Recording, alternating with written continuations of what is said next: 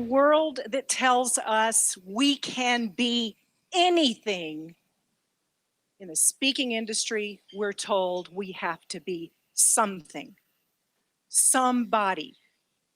When I first moved to Alberta, I thought, wow, this is exactly what I dreamed of all of my life in Alabama. This was taken out near Canmore, and the horses were running free across the pasture. And I took a picture. But you know, moving from Alabama to Canada, redefining yourself, figuring things out, you want to be everything. First, I just needed a job. Some of you may know I met my husband on Match.com in 1999. It was only a year and a half old.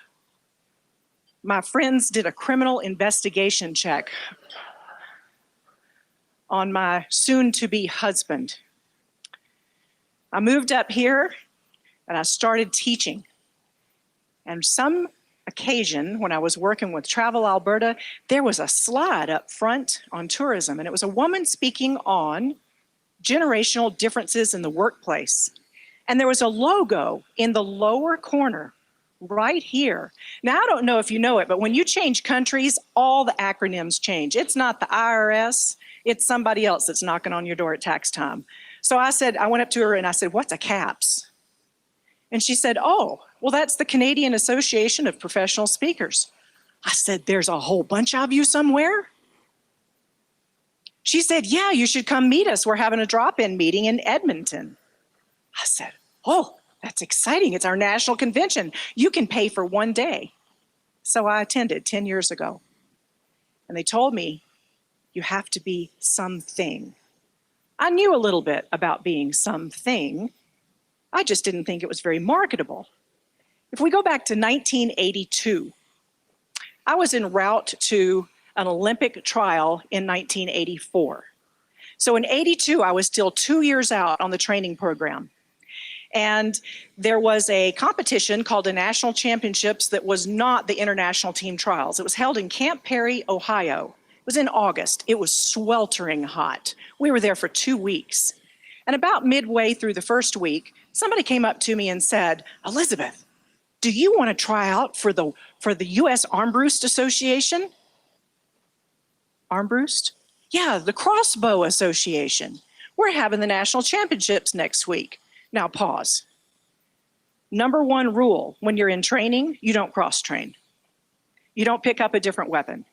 You don't do something different than what you're trained to do and what you expect. Rule number two, you always ask your coach. So I went to my coach, who was the Olympic team captain, and I said, Mr. Krilling, may I shoot a crossbow next week? Is that consistent with what I do in international three position and air rifle? And he said, actually, yes. He said the crossbow has a slower velocity than your air rifle. I trained air rifle because it had a slower velocity than rifle. And just like in golf, the follow through in shooting is everything.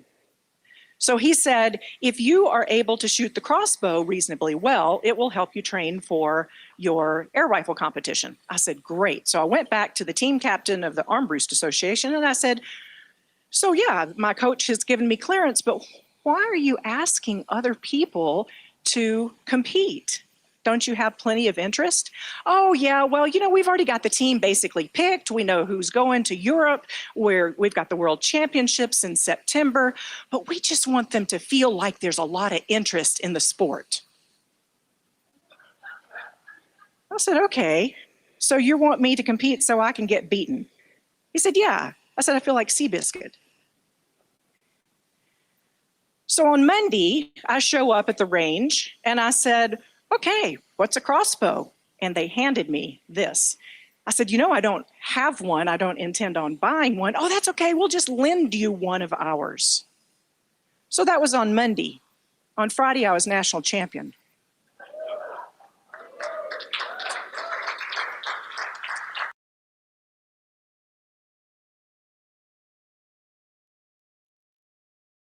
Well, good afternoon, friends. Good afternoon.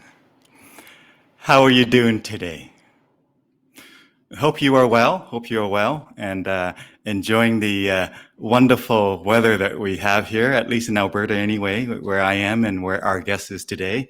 Welcome. Welcome to another episode of Conversations with Dune and Friends. And today we have a wonderful, a fantastic friend joining us.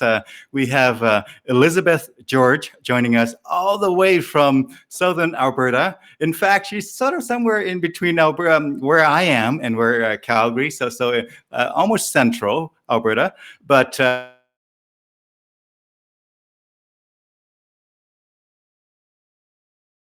join us for an hour and a bit here, and we might run it even a little longer than an hour. And so top up your coffee and tea and whatever you're drinking there, water, and let's join the conversation if you have time over the lunch hour here in Alberta and elsewhere. So let me do just a quick introduction here. We're going to be talking about really organizational development as well as personal development and transformations and really change of all kinds. Elizabeth George, MA, CSP, helps business leaders focus on the power of consistency. Now, she has a wide breadth of experience in human resource development, team engagement, customer experience, process consulting, and corporate change initiatives. Described by clients as transformative, they say they are revved up, energized, and inspired, and professionally elevated. As a result-oriented facilitator, leadership trainer, and coach, she is known for exceptional and customized learning experiences for groups and individuals. Her style is synthesizing and connecting and deliberate as well as the outcome focus. When asked how that assists her clients, she says, it's important to me that people leave with actionable steps that will be actually making a difference in their work and their personal lives. Using the experience as an international competitor, I help them learn about discipline, identifying patterns, and replicating those behaviors that lead to desired targets or goal. Now, her clients include Mercedes-Benz Canada, BMW North America, Mazda, Cadillac, Finning Caterpillar, OEM manufacturing, chatters, multiple city and countries and municipalities and county and municipalities, and Visual Eye Software and Toyota Financial Services, Raylin Trucking, Travel Alberta, and multiple universities and colleges. Her achievements including the Certified Speaking Professional, Certified Virtual Presenter, Master of Arts, and Human Resource Management, Top 40 Business Executive under the age of 40, and World Champion, now I'm going to say that again, World Champion Team Crossbow, and 5-time NCAA All-American, as well as an Olympic alternate. So she's done a few things in the few short years that she's been with us here, and please help me in extending a warm welcome to our guest today, Elizabeth George. How are you doing today, Elizabeth? I hope you are well, and hope you are enjoying the weather. I am doing wonderful, and I want to thank you so much for inviting me into a conversation. Mm-hmm. I've been looking forward to this and watching the show with some of your other guests, and it's just so important to have conversations these days. So thank you so much. You bet. Conversations, as they say, is how we are wired as human beings. Long before technologies were invented, we always had conversations. So thank you for joining us in this conversation, Elizabeth. And for our viewers out there, if you would comment in the comment section, you're able to interact with us, and we'll feature your comments on screens, and we'll be able to have Elizabeth answer your questions and along the way. So tell us a bit more about your background. Fill us in a little bit. That was wonderful introduction there, but what else got you here, my friend? Well, the short answer is I moved here for love. You moved here for love. Love does wonderful things. When Darren and I met on Match.com, I used to tell people, I still do, that I feel like I was a mail order bride. We met in April and we were married by October. In fact, I'm coming up on my 21st wedding anniversary in October 7th. So just next week. Wow, congratulations. You know, I loved that you asked to speak on transformation today, because my background is a journey of transformation. And I feel it is so vital today for us to know what some of those aspects take, the type of courage it takes, and how we look forward instead of behind. But I was born and raised in Alabama, and I went to university in the state of Alabama. There's a big rivalry there between Auburn and the University of Alabama. So, but I started at Auburn, moved to East Tennessee State University on a full scholarship, eventually got a master's from the University of Alabama. And one of the funny things about that is a no-no. You don't attend both universities. We actually have divided families in the state of Alabama where one person came from, the University of Alabama and the other came from Auburn, and I went to both of them. And I was a third generation Auburn student, and my mother's friends would say, "Why, Addie Jean, how are you ever allowing your daughter to go to the University of Alabama?" And she would look at them and she'd put on that beautiful, graceful smile and she'd say, "She's a spy." So, yeah, I finished at the university and then really began a path in economic development, small business consultant, making use of that marketing and HR components. And then when I moved here, I continued that, formed my own training and development corporation in 2005, largely developed through the professional speaking associations of both the US and Canada as I developed my career. So here I am today doing a lot of corporate facilitation and training, as well as individual coaching and other types of customer experience, team engagement. Yeah, you help individuals and organizations with transformations of all kinds. That's right. Absolutely. So wonderful. Thank you for sharing that background. And you mentioned Alabama, and for whatever reason, every time I hear Alabama, obviously I know that's in the U.S. and in the South and all of that. But I also think of Alabama, the band, and I think immediately of this song that I love called "Angels Among Us." You probably know that song. Yes, and, I do. I love that song. They are no longer located in Fort Payne, Alabama, but the band Alabama used to be at Fort Payne, and I would go to summer camps in the summer just about 20 miles from where their studio locations were. Yeah. So it's pretty much a requirement if you're from Alabama that the band Alabama is your number one choice.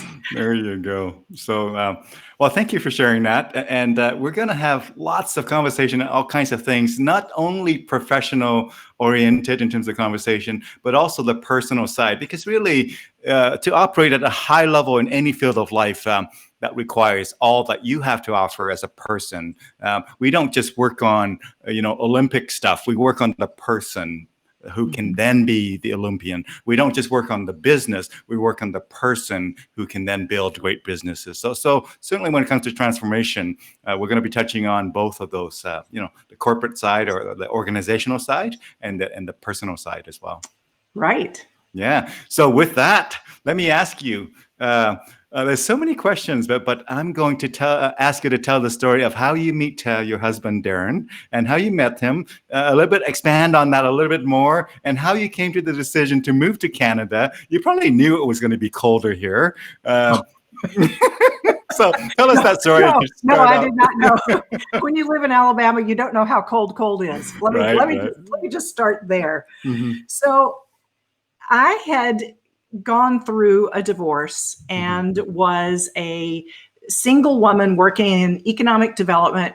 I attended a very large church, and yet the singles group that was in my age category only had about, 70 people. And pretty quick, you figure out whether any of those would be of interest and whether there's any kind of mutuality. And, after I'd been there for 3 or 4 years, it was pretty obvious that there wasn't somebody from that group. Well, all I did was go to church and work and take care of my twins. I didn't have any time for outside interests. Mm-hmm. And a friend of mine who was in the choir said, Elizabeth, you should go on Match.com. And I said, Match.com? I said, that's for people who don't know how to find a spouse or a date. And she, oh, this is terrible. She said, that's where I found my husband. There you go. So I went on Match.com, and I wanted people that were in the area. So I had done a geographic zone of about 100 miles. Well, Darren, who's originally from California, now living in Canada, had done a geographic zone of infinity. So he found me and emailed, and that was the start of a love affair that took me across a country. He has a doctorate in psychology. He was an international athlete as well. He had children. He was a musician, and we shared a very similar spiritual perspective. So there was these 5 areas of really close fit. And then was the question, who should move where? So at that point, I'm full U.S. citizen. He's living in Canada on a visitor's visa with his 3 children. And his children were junior high and high school, and my girls were just in kindergarten. And we decided it was healthier to bring the young children here than to bring more adult children there. So that's when the criminal investigation check got done by some of my friends. We had about 107 conversations so far with 107 guests. This is the first time one of my guests mentioned criminal investigation and husband in the same sentence. They wanted to make sure he wasn't an axe murderer and running from the law or something and living up in Canada or some kind of anyway. He was teaching for a university and gave me permission to talk to people up here before I came up. So I moved in October, and I remember the day we were unloading. It was like October 11th, and it was snowing. And by the next fall, I was harvesting my first gnarly little green tomatoes to try to put them on shelves. It was my birthday, September 17th, and it was snowing again. And I remember thinking, oh my. And by that spring, it was May, and this is my second spring, and I was looking out the window, and it was snowing, and I was crying. And the next morning, I looked outside, and Darren had raked a 4x4 area of the yard and spray painted it green. Wow. There you go. You're a long way from green grass. So the short answer, though, to all of that is I moved up here and started over. Well, thank you for sharing that story. And this might be a great time to take a look at some of the photos related to that topic of, Darren and family in Canada. And so I'm going to go ahead and feature the photos here and tell us some stories related to that, the photos that you do see coming across here. This is fun. This is going to be an impromptu conversation. This photo was taken by Darren's daughter, who is now in film, and we were wanting to show photographs of ourselves for the material that we were working on marital compatibility and dating. So that is in my mother's driveway in the South, and we were still fairly newlyweds, and you can just see the love in his face as he looks at me. I cherish this particular photograph. Yeah, I see it in both directions, and that's fantastic to see. Well, these are his 3 children. We had gone to California, which is where they're all from, to the Hollywood Bowl, and John Williams was the conductor, and of course, he's the one that did all of the Star Wars stuff. So they were doing Star Wars types of imitations. Robin, who is the one looking directly at us, has won an Academy Award for Spider-Man Into the Spider-Verse. The tallest gentleman, his eldest son, is now an aerospace engineer. And Melody has won several Emmys, and she is a film producer. So What do you put in the water? Like all these high performers and among the top of their field, what do you put in the water? Just kidding. That really is the question.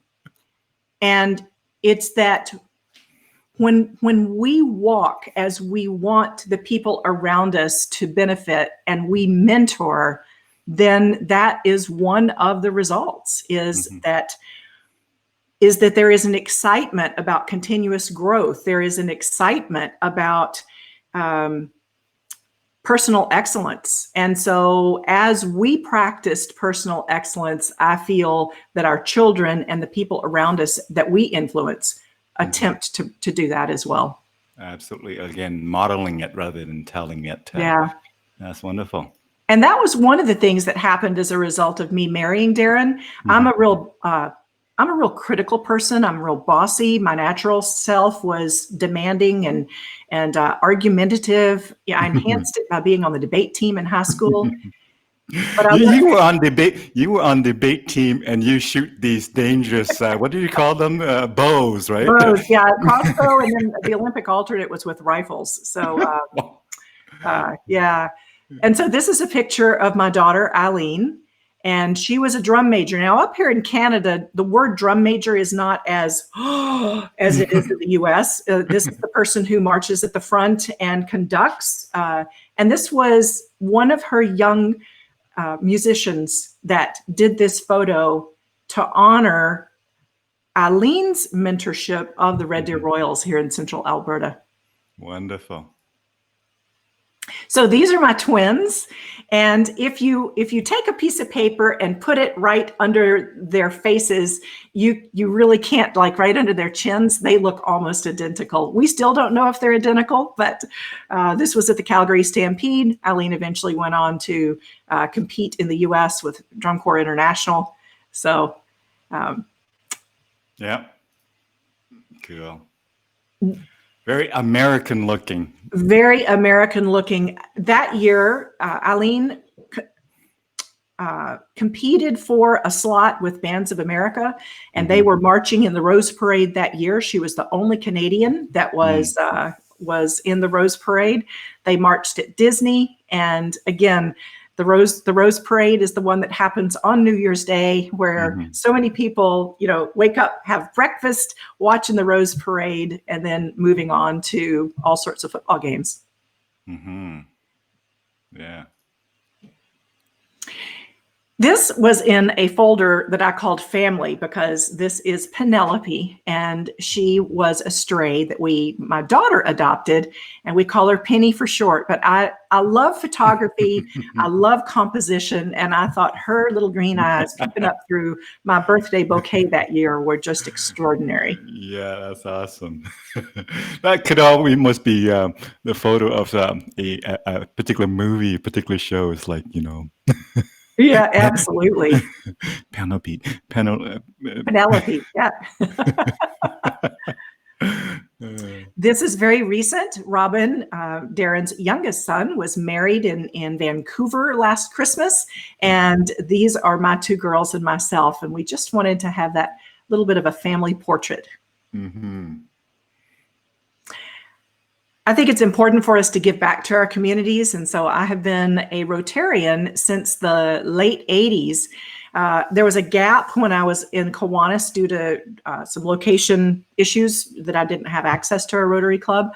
But I feel that Rotary International and its purposes were so close to eradicating polio worldwide. I've been president of my chapter, and I joined when it was unusual for women to be members. So I've got a lot of history and admiration. Oh, this was so exciting.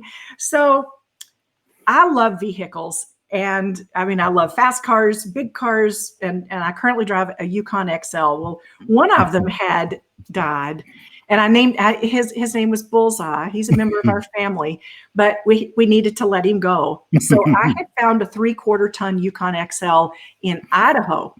And I'd finished with an automotive dealership in Vancouver, and I'd flown down and I'd driven down, and I was in the airport making the last hop And there was my husband standing at the gate waiting so that he could help me drive our new vehicle home. It was just unbelievable. Total surprise. I did not know he was going to be there. He's an angel. He's just like that Alabama song, Angels Among Us. He is a prince among men. Absolutely. Ah. So I'll tell you, if there's one thing that hurts right now during COVID, is that I cannot get to my mother. She's in Alabama. This was in her kitchen in her country home. And the girls are still a little bit younger, and well, we're all a little bit younger. But, you know, we would go there every Christmas, every summer. And I just opened a box from her last night that was birthday presents. And so all of that is still very fresh, sharing these photos with you and seeing her beauty. So, yeah. Now, when I first moved to Canada, I was a camper and I enjoyed fires, and I tented. And in my very first summer, I tented, and it was warm and it was cold and it was windy and my water froze, and that was the end of my tenting. and so not only do I have a camper, one of the investments that we made in our house was a wood burning fireplace. And so almost every night that I'm home, we have a fire burning in that fireplace.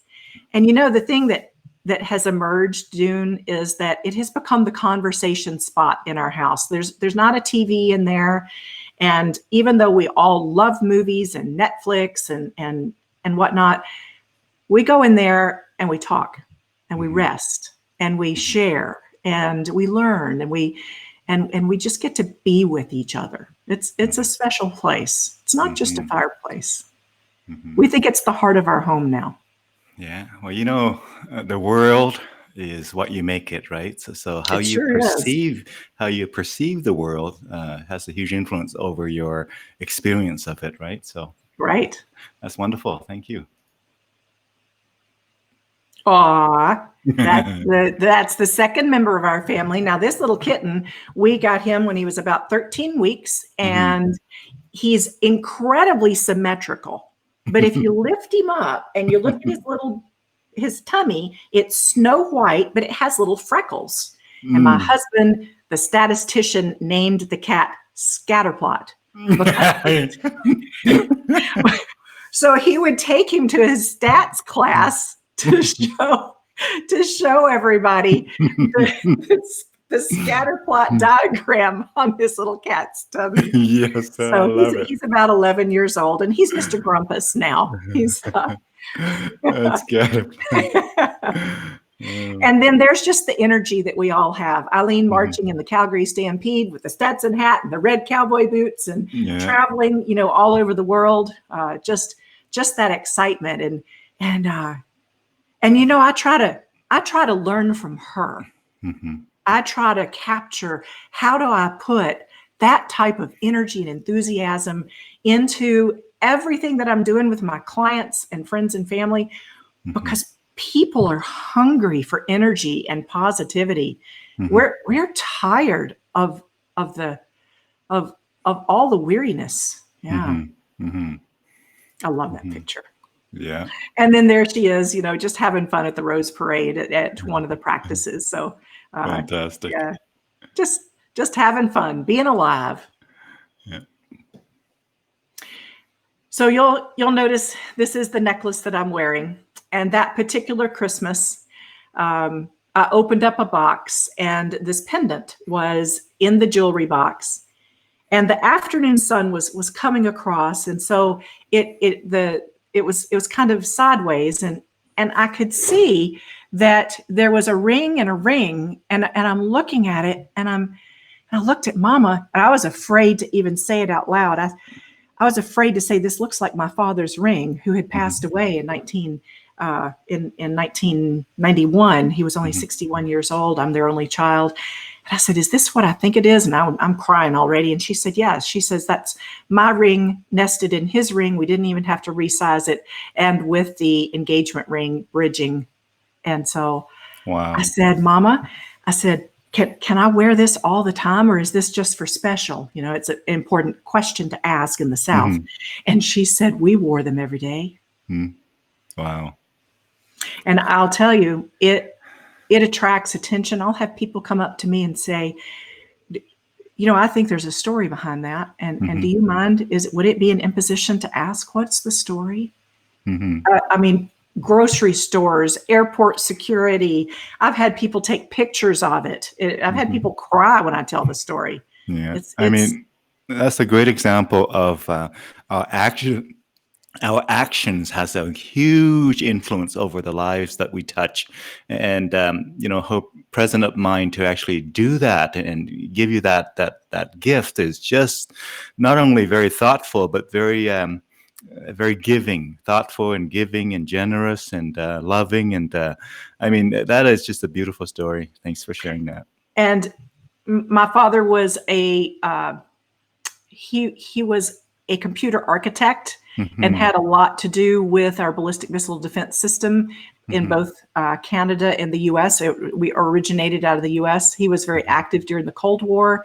And so, again, it reminds me that transformation takes courage, and it takes a family of believers around us. And so then I ask my question, how am I called to believe in my children? How am I called to believe in my client? And how can I help them take those next courageous steps? Yeah. Yeah, absolutely. Yeah, you know, great results often require some putting something on the line that you hold near and dear at times. And there you are. I forgot the name of this baby of yours. This is Bullseye. So this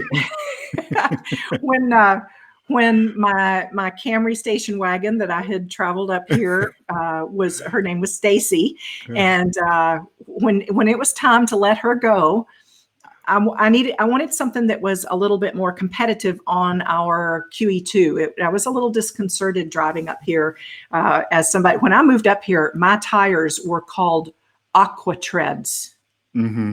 And, you know, my new tires were called Blizzax. That's not self-explanatory than what is, right? And I'd be going across the border in this vehicle, and they'd ask to see ID because I wasn't a citizen yet. I just had a work visa and permanent residency or whatnot.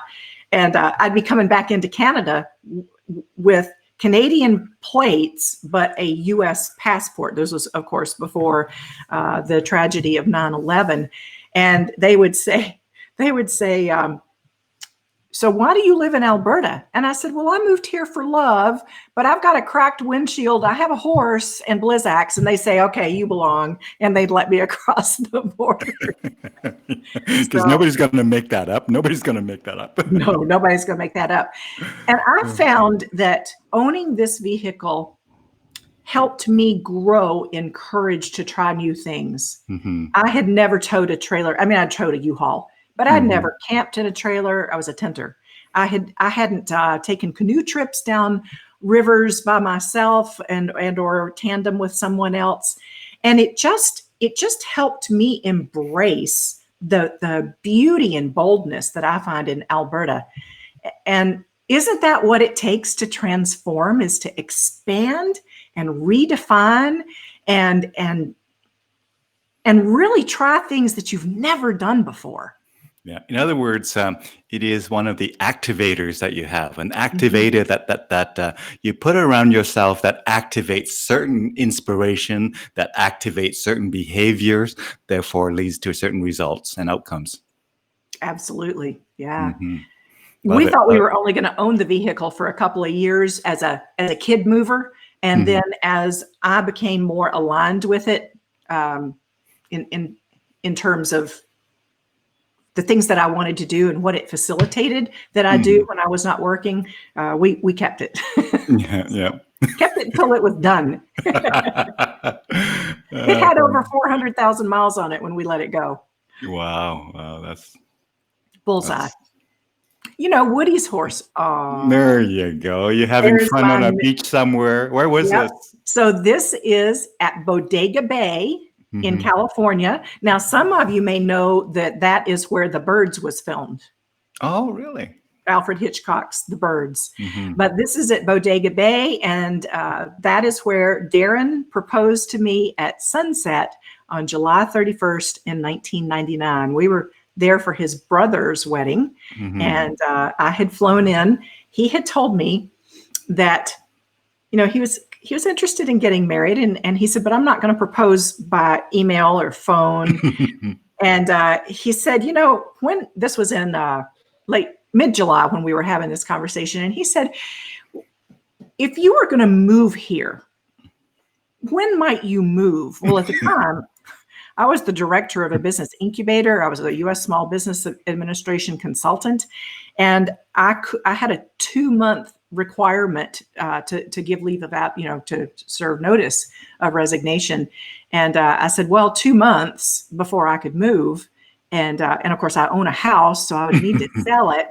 And he said, well, what about Thanksgiving? So I'm thinking, careful, that's third week in November, right? Yes, I know where this is going. I know where this is going. He was talking about Canadian Thanksgiving. Yeah, early October. Early October. So he flew to Alabama during Canadian Thanksgiving, and then we took the train home for our honeymoon. We got on the train in Birmingham, came up the East Coast in the fall with all those beautiful leaves, crossed at Niagara, and then came across Canada. It was my first ever of all that beautiful countryside, all from via rail. So you guys, movers and shakers. If I calculate the time between Canadian Thanksgiving and U.S. Thanksgiving, that's not a lot of weeks. No, it's not. And what's great about it now is we celebrate 2 Thanksgivings. And on Canadian Thanksgiving, we usually retreat a little bit and do just a little bit of family. But on U.S. Thanksgiving, not recently, because we've had so much family here, because the girls are getting married and the kids are getting married, and all of their accessories. But for years we hosted a U.S. Thanksgiving for the Canadian students that were at Darren's university, and we would host up to 50 or 60 kids. It would take multiple turkeys, it would take 4 or 5 casserole dishes of every dish that I made. I worked on it for a week. And we even bought a house here in Lacombe that would host not only those Thanksgiving dinners, but our marital compatibility workshops that we did for university students. It's a 13-week program, and they come all every Friday in the winter. Wow. We're going to dig into that a bit more for sure. And I'm hoping that you have some time flexibility, because see how time just flies right by when you're having fun there, Elizabeth? I do have. This is so enjoyable. And of course, it brings back a lot of memories. I was thinking as I drove through the morning sunshine today, looking at the fall colors and preparing for today's conversation, I thought how often in our busyness of moving forward, we don't take time to look back. And when we do look back, it's poignant. I look at that picture, and there's a lot of poignancy there. So yes, I have lots of time for our conversation today. Wonderful. I'm glad. There you are again in that portrait. Yeah. So. There was a little bit of a stint with this. I love these vehicles, by the way. So this is a little bit. And I was in a Mazda dealership. And you work with a lot of car dealerships and a lot of automotive. So we're going to go there for sure. But somehow you got to work in the area of your passion, not only of speaking and training and whatnot, but also in the automotive industry, which I gather you just love vehicles, right? I love vehicles. I have loved cars.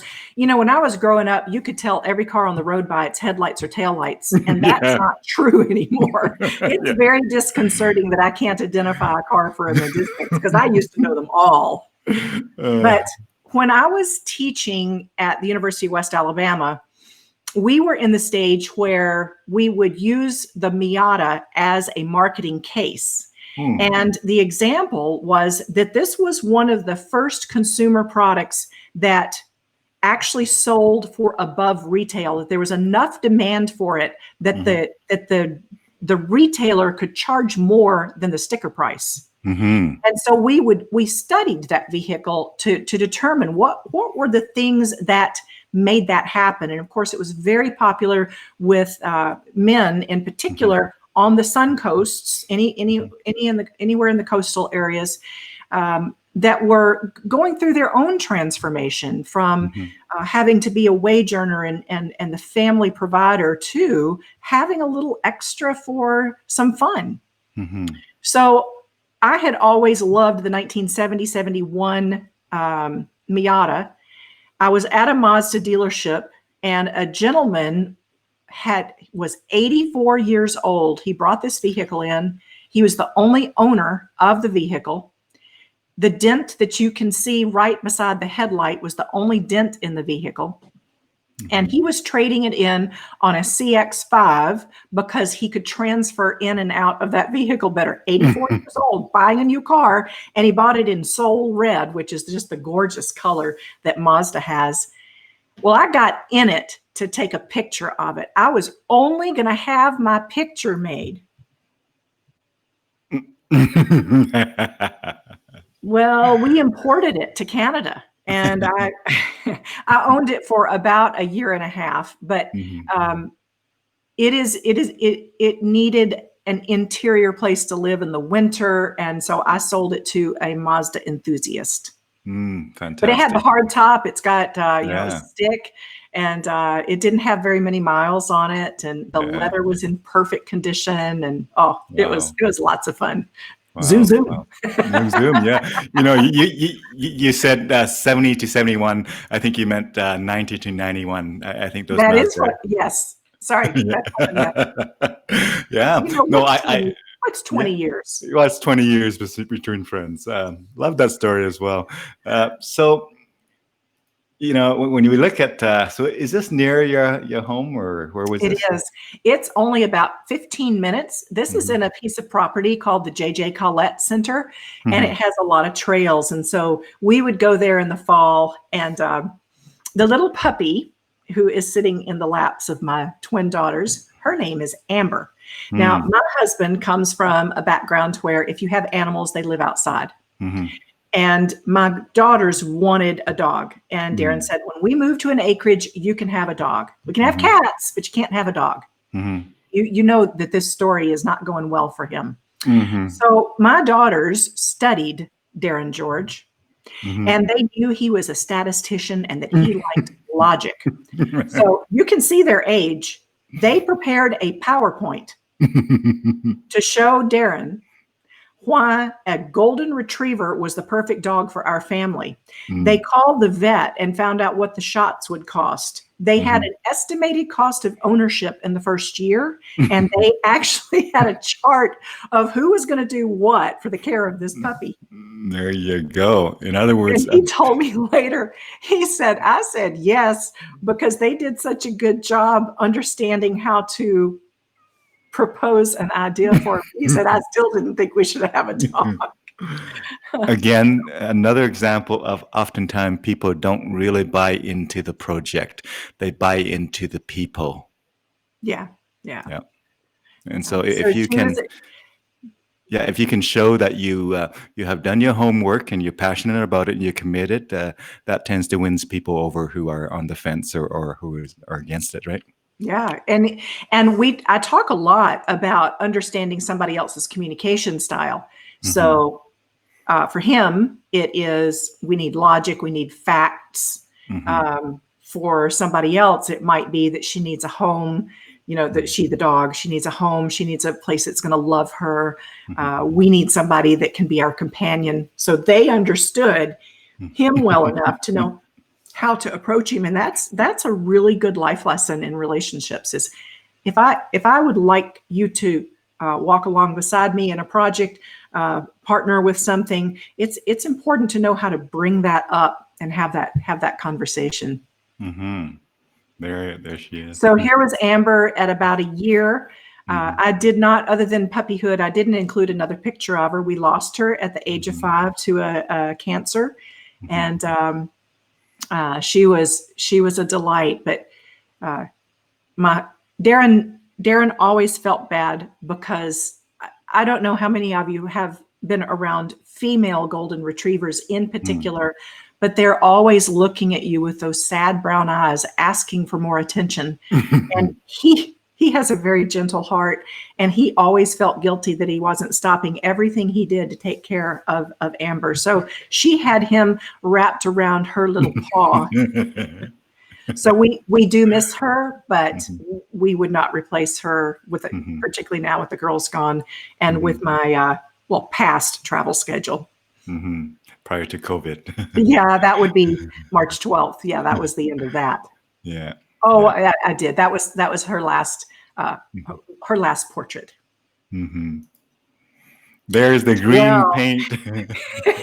This was the spring that would not ever come. And so Darren and my daughter got out with spray paint, and we went to the dollar store and we bought the most garish silk flowers, and we stuffed them along the snowbank.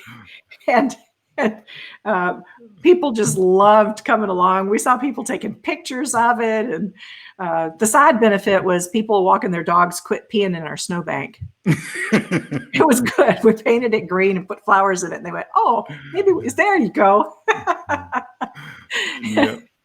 So, that's pretty funny.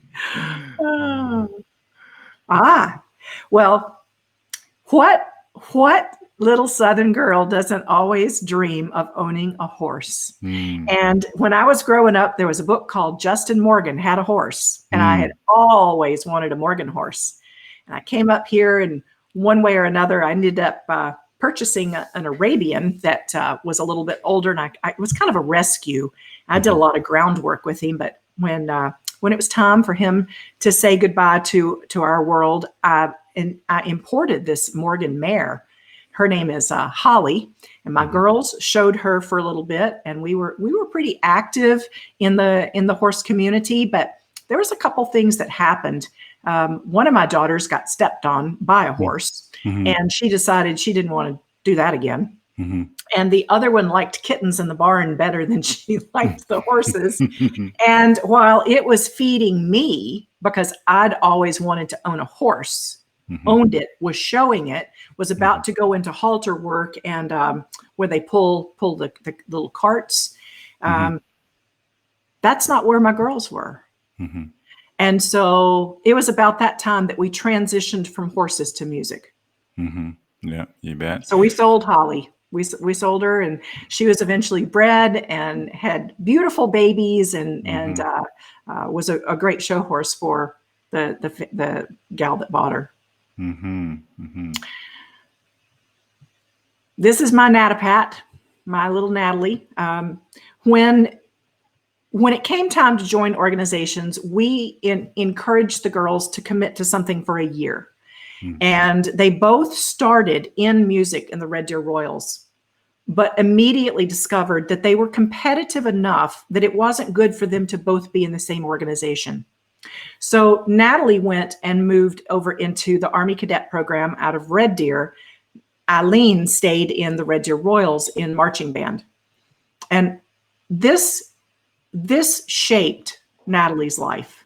Even today specifically, she's in class over in Petawawa, Ontario, taking courses in a police academy. So every year that she was in cadets, she won or was awarded the top cadet of the year award and was eventually their battalion commander. So it shaped her as a leader, as a teacher, and with great practical skills. And so there's one of her years with one of her trophies. Yeah.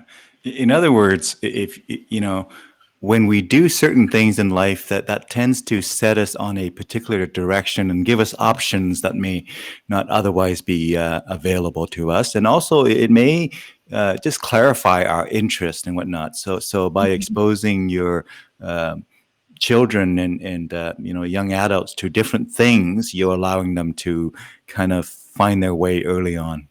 Absolutely. And we were so involved. We didn't go off doing our activities. We made sure that we were doing the activities that they were doing. So if they were in Girl Gods, I was a Girl God leader. If they were in this organization, then I was a sponsor or I did that. So I was fortunate that by that time I was doing mostly contract work and or university instruction. And I had that ability to kind of, I didn't have a career at that point. It was a patchwork quilt of little things put together to earn enough money to make it.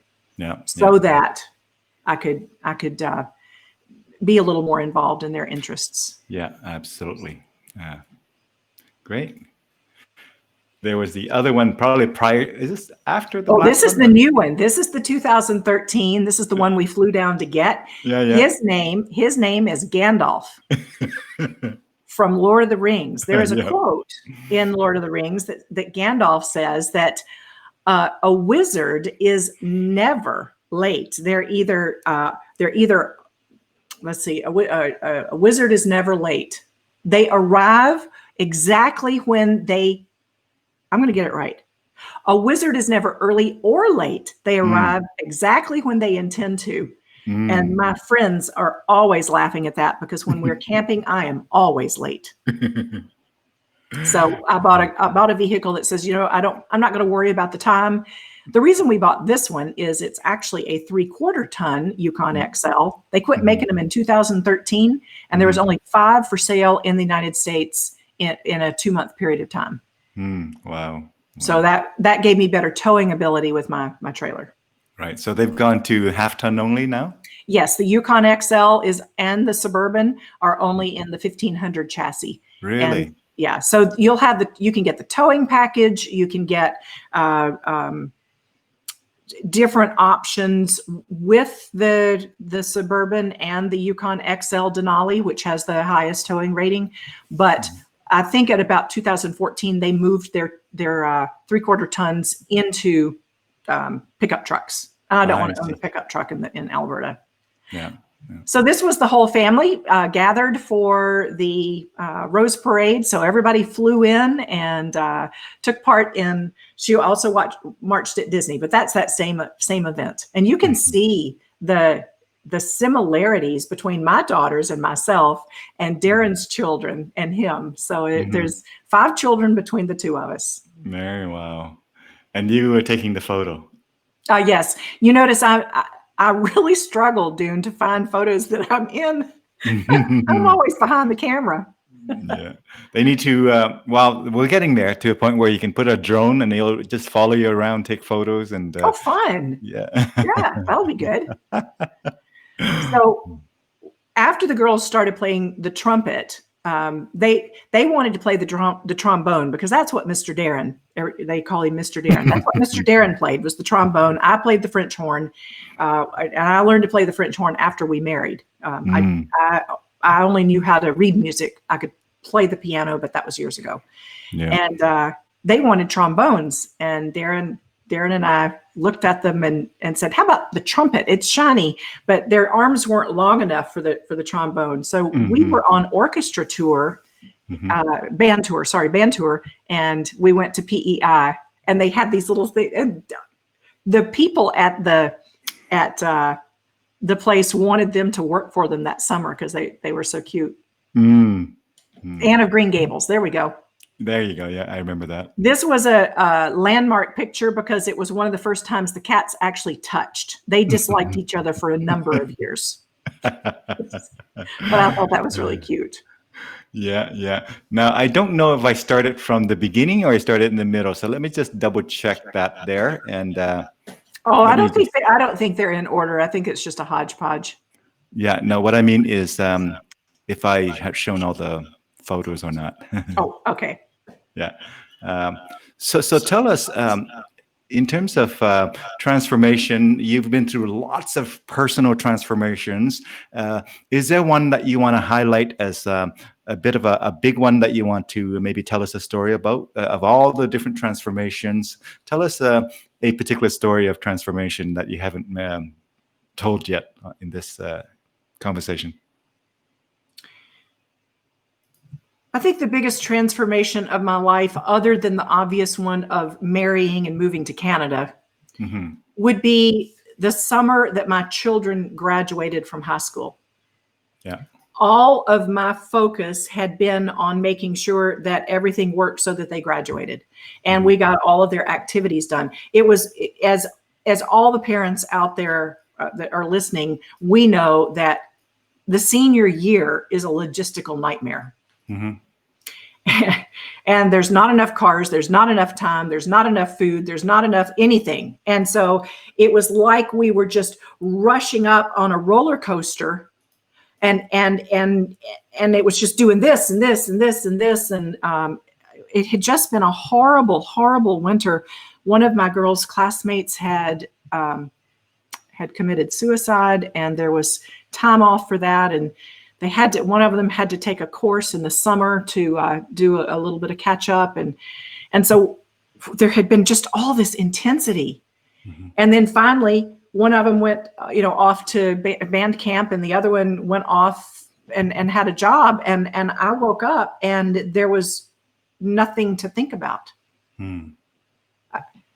I didn't know who I was. I defined myself during that time frame as a coordinator of activities for my family, and every fiber of my being had that focus. And so that was 2013. It's an important year. It was 2013, and I really struggled with my self-definition. By that time, I am definitely in CAPS. I definitely had a community to fall back on. I was still involved in the local university, but that's different. Being involved in something is not the same as knowing who you are and what your path should be. And that's one of the target audiences that I work with now, is married couples whose children have left for whatever reason, and they are wanting to rebuild and redefine a combined life because they've been off in these different directions. It took a year. It took at least a year. And that's when I was putting feelers out about anything. It's not like I had a career. It's not like I had a job. I had all these little contracts, working, teaching here, facilitating there. And the power of networking in our organization, in CAPS and NSA, I had somebody recommend me to be interviewed for the contract position in the automotive, an automotive project specializing in customer excellence. And I interviewed, and that project was Mercedes-Benz Canada. So they had done a big project with Mercedes in the US, and now they were looking for a Canadian team. What's funny is I'm from Alabama. I'm not Canadian, but they hired me, and it was extraordinary. And that launched an absolute passion for facilitation. I really found my feet. I found my voice. I had doubted myself a lot. I looked for others for affirmation. And I asked you to show that video at the beginning. CAPS Calgary had asked me to speak. And it was after that point that I realized that I really could pursue this dream of speaking, owning my own business. And I made my next goal the CSP. There's that little puppy. Eileen talking to that puppy. Yeah, so that was probably the most difficult transition. I didn't have trouble when my daughter married. I saw some of the beautiful pictures of that day. That was 2018. So many of my friends, the day of their daughter's wedding defines them. For me, it was the day of my daughter's graduation from high school. Yeah. Yeah. So, well, thank you for sharing that. What I'm going to do is kind of switch gear over to dive a little bit deeper on the kind of career focus, on the organizational work.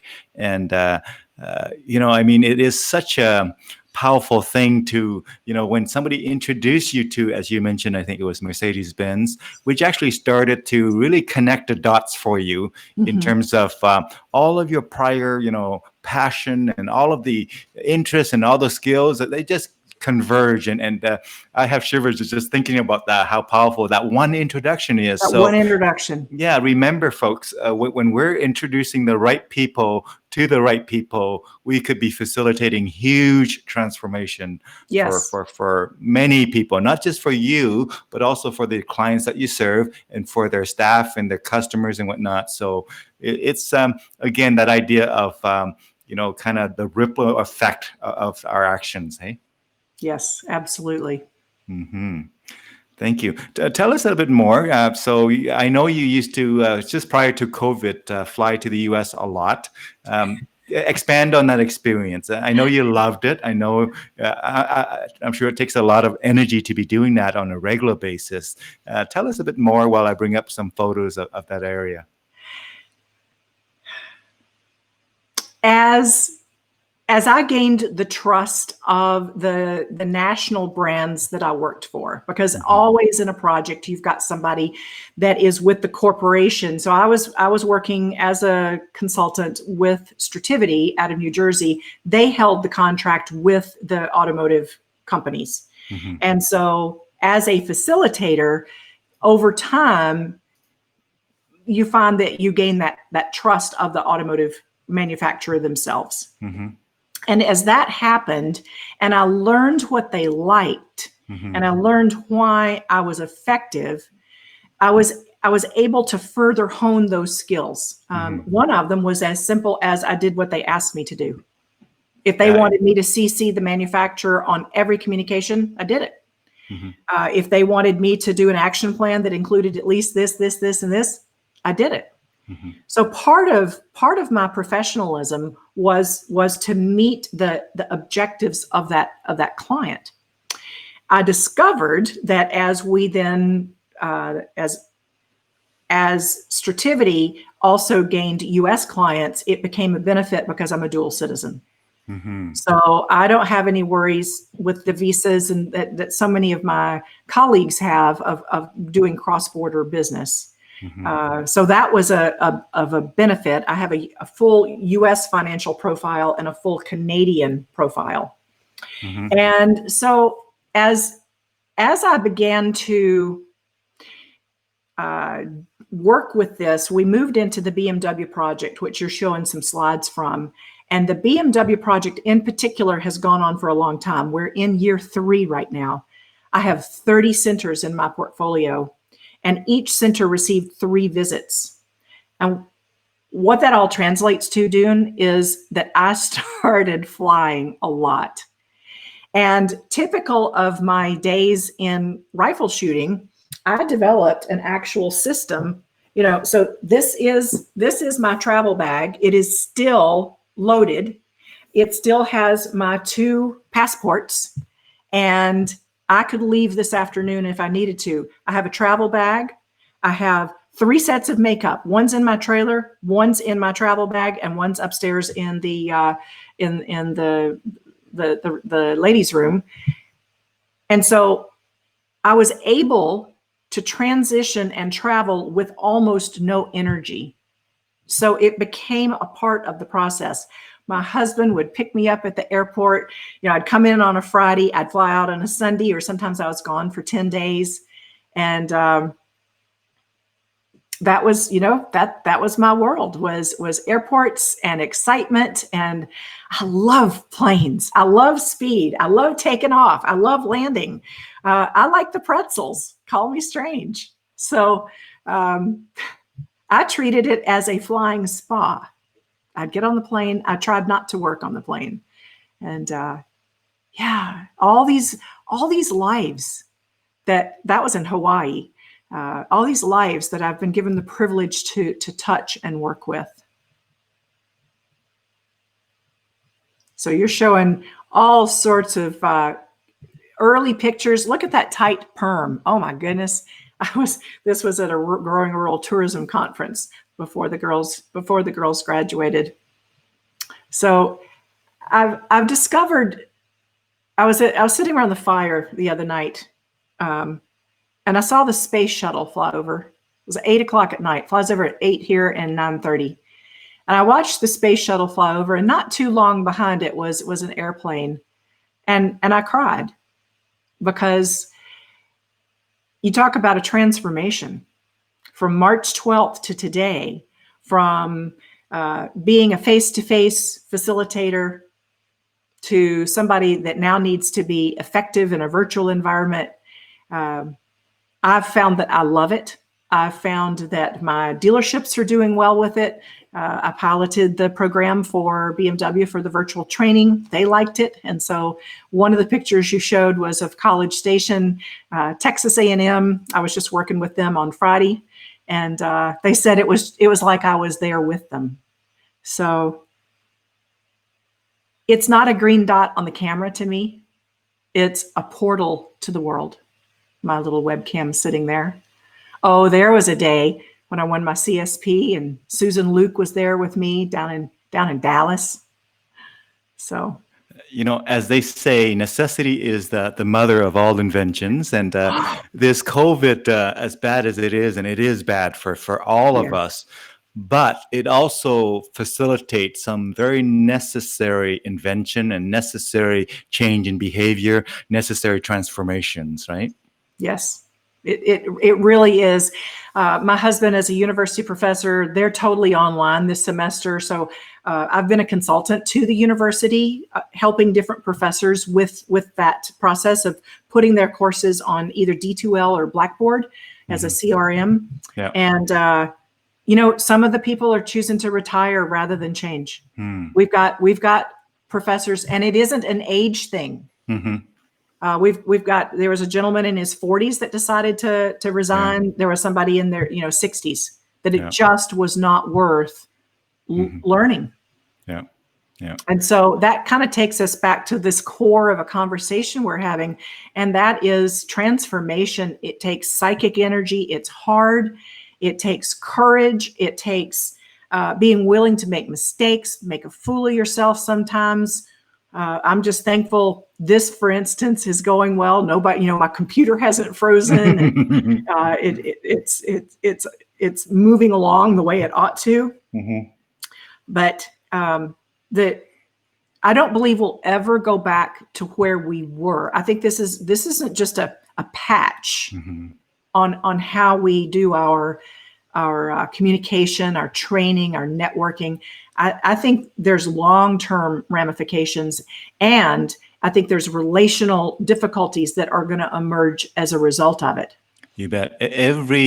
Every significant event, such as COVID, every significant invention, such as technologies that we're now using, have all kinds of cascading effect. I mean, the invention of the automobile that you love so much, I'm sure have created a lot of problems for some people who said, this really kind of created problem with the mobile youth who just sort of go out and, there's all kinds of problems that generate out of any new invention, but there's also new opportunities that we can't even imagine until that invention was made. So in other words, the world has changed, and I don't think it necessarily needs to change exactly back to exactly the way it was on March whatever for us here. It will change back as much as it should and as much as it wants to, but we'll just have to kind of deal with whatever reality is, right? Yeah, and one of the things that when I'm working with a manager, I say, or a professor, I say, used to pre-March, our students knew how to arrive on a campus, even as a freshman, first year. They knew how to park a car. They knew how to get in a building, go up an elevator, walk in a classroom, sit at a desk, pick up their pencil, their iPad, and succeed in the class. And our role as instructors, et cetera, was to be content creators. Now we're actually having to build the classroom, and we're having to tell the student how to enter the classroom, how to sit in the classroom, how to participate in the classroom. What does it look like? And students in both the US and Canada are really struggling in many instances with not just having to learn the content, but learning what the classroom feels like and looks like. And I think I think a year from now, we're going to have really enhanced platforms. I know Zoom just came out with 5.3 last Thursday. So Yeah. exciting because people can choose their breakout rooms now. That's a Yeah. nice feature.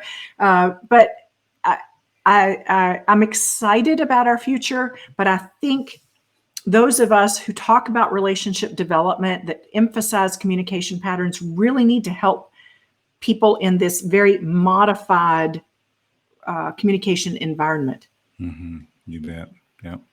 Now, I would love to hear any stories that any of these photos that bring up that you want to share. But I have some more photos and videos as well to share, and so feel free to bring out any stories that you want to share about these photos.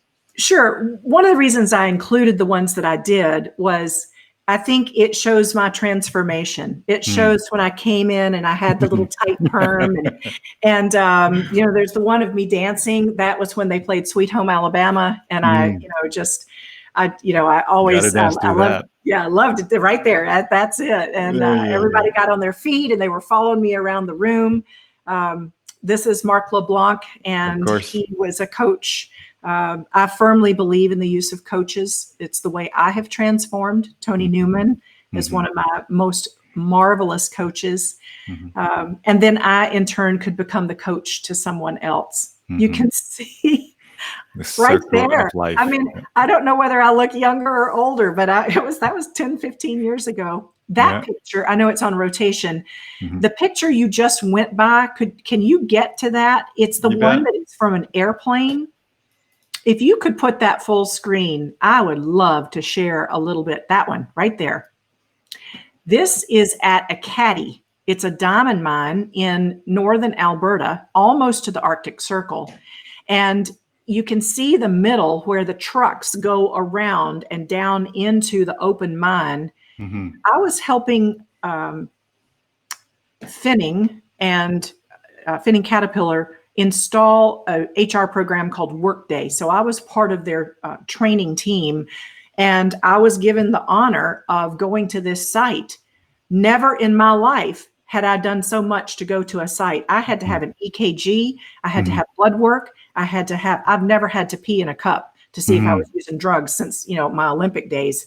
And, they were looking for drug tests, heart problems before they would fly me there. May I just interrupt and say, I haven't had any guest that talks about my Olympic days as if it was such a minor thing. My Olympic days. That's wonderful. Yeah. So, well, thank you. Thank you for that.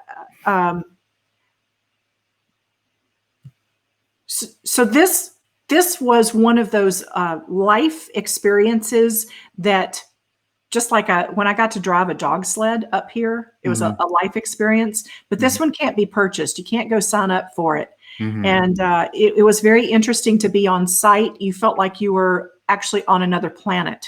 Wow. And it was all enclosed. You never had to go outside unless you were getting onto or off a bus. You couldn't even take mouthwash. All of your materials went through a scanning device. And I did stay at one of the camps when I was there, as well as when I was up at Fort Mackay doing some training there. But this was extraordinary. And we should be really excited as a province about the care with which this company and the diamond mines up there are run. But it was extraordinary.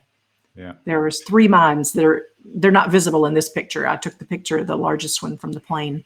Which actually highlights a concept that I want to bring out, and that is, when we put ourselves in other people's shoes and experience their day and their week and their month, their life, we just improve our understanding and our capacity for compassion of various people, right? Oh, absolutely. Yeah. Yeah. So the things that I put together there were really some of the career highlights. The one that has me in a white hat with a halter over my shoulder, that was my first days in CAPS. That shows the absolute fun I have, with my dealers. There's my academic world. I was a university professor at the University of Alabama for years. My husband's we're still very tied to the cadence of an academic I think I Yes. have a little bit of an actress in me. I'm going to get on an airplane with a hat and so. Well, you are very multifaceted, my friend. Well, So, thank you. Elizabeth, when I think of all the things that you've been talking about, whether it's your passion for vehicles and your passion for people and your passion for really transformations and all of the life experiences that you have. And then academia and all of that kind of stuff, it seems to me like you are what I would call a deep generalist.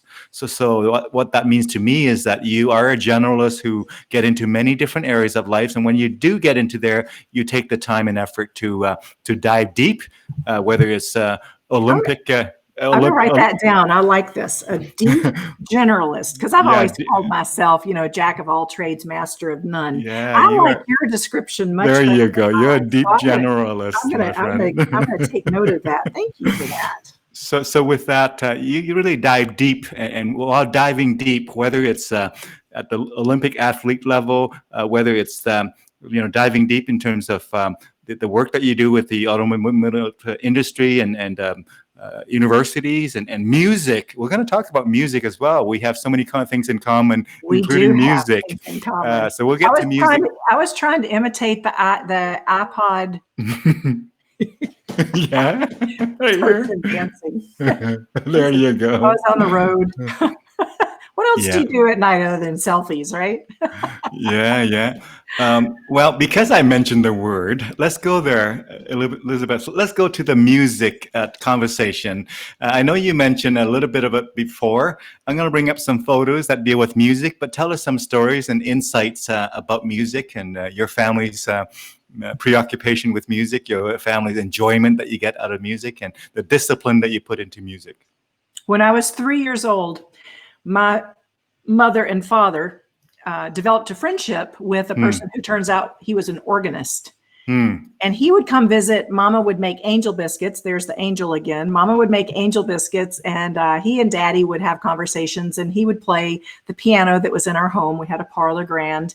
And they had built, Daddy was an electrical engineer. The two men had also built a stereo system, and they would play organ music at night. And I would lay on the floor with my ear to the door so that I could hear that music.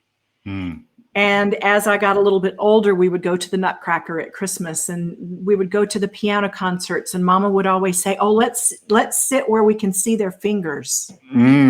And then as a music enthusiast, Daddy loved stereo equipment. So I actually, nothing like you, don't put me on the spot, but I'm actually a kind of an amateur audiophile. Wow. And Awesome. so, I didn't have an integrated amp. I have a preamp and an amp. And Yeah, of course. So music has always been and electronics, music, gadgets, and electronics, which is a nice blend today. I took piano lessons, but I didn't take to it because you really just had to practice way too long. And it was not a group event. So it didn't appeal to me. I joined the choir instead. So I took long enough that I could read music, but I'd never played an instrument. I sang in the choir when I was a single mom. And when Darren and I were dating, he would play the piano. He would play Gershwin. He would play excerpts from Handel's Messiah. And then he'd get out his trombone. I'd light a candle. I'd have a nice beverage, and we'd have a date. And so I got up here, and it was our second year of marriage. And he was headed for band tour, and his children were going with him. And I was going to be left at home with my children. I thought, this is not romantic. So I asked him, honey, if I was going to pick up an instrument so that I could accompany you on the trombone, what might it be? And he said, well, how about the flute? I said, no, a flute and a trombone, that makes my feelings hurt. I don't want to play the flute. He said, what about an English horn? I said, an English horn? That has reeds. I don't want to play an English horn. I said, what about a French horn? Now, we've only been married 2 years. Remember, he's a nice guy. I'm an arguer. He said, I don't think somebody can pick up the French horn at the age of 40 and be any good. I said, what do you mean I can't be any good? And he said, in fact, I think you've got to have brass in your genes. I said, how do you know that I don't have brass in my genes? So I went to see the band director at our local university, and she asks me a series of questions. What did you play when you were in high school? No. She said, didn't you ever even play the recorder? You know, that big thing up here. I said, I played the harmonica. And she's finally out of questions. She doesn't know what to ask. She says, when you go to the symphony, what instrument makes you melt? And I said, it's the French horn. And she said, here. I took it home. Dune, I was so bad that we didn't see the cat for 6 months. I would pull that horn out of the case and he would race for the basement. I was so bad that she did not have a French horn in her band. She had 4 open chairs. I was not good enough to be in 4th chair of a beginning band, but I practiced every night for 2 hours. Mm-hmm. And I made that band. Mm-hmm. And eventually I made 2nd chair horn in our local university, our university orchestra. And I've traveled Canada with that orchestra. So the girls then joined. They played the trumpet and they went with us. And then Eileen ended up as a performance music major. Just next week, she's starting schooling as an audio engineer so that she can do all the mixing and the recording in the music industry. Natalie played the trumpet at over 150 last posts over the years. And every time we traveled to my mother's, we would go in uniform, we would play the music, we would do a concert. So it's pretty interesting getting home for Christmas with 2 trumpets, a French horn, a trombone, and full outfits. Mm-hmm. But this particular piece that you've got showing, and I don't know if people actually need to hear the explanation. The music starts a little bit further in, but this is in my mother's living room. They have an organ in the room. And there's really, to my mother, there was nothing more important than hearing where her family had grown. So we're almost there. This particular piece of music is called the Pilgrim's Chorus, and it is a precious family favorite. So we picked it for my mother, and I think it highlights where we were then as a family. The girls were in braces, just to kind of give an age context. So here we go.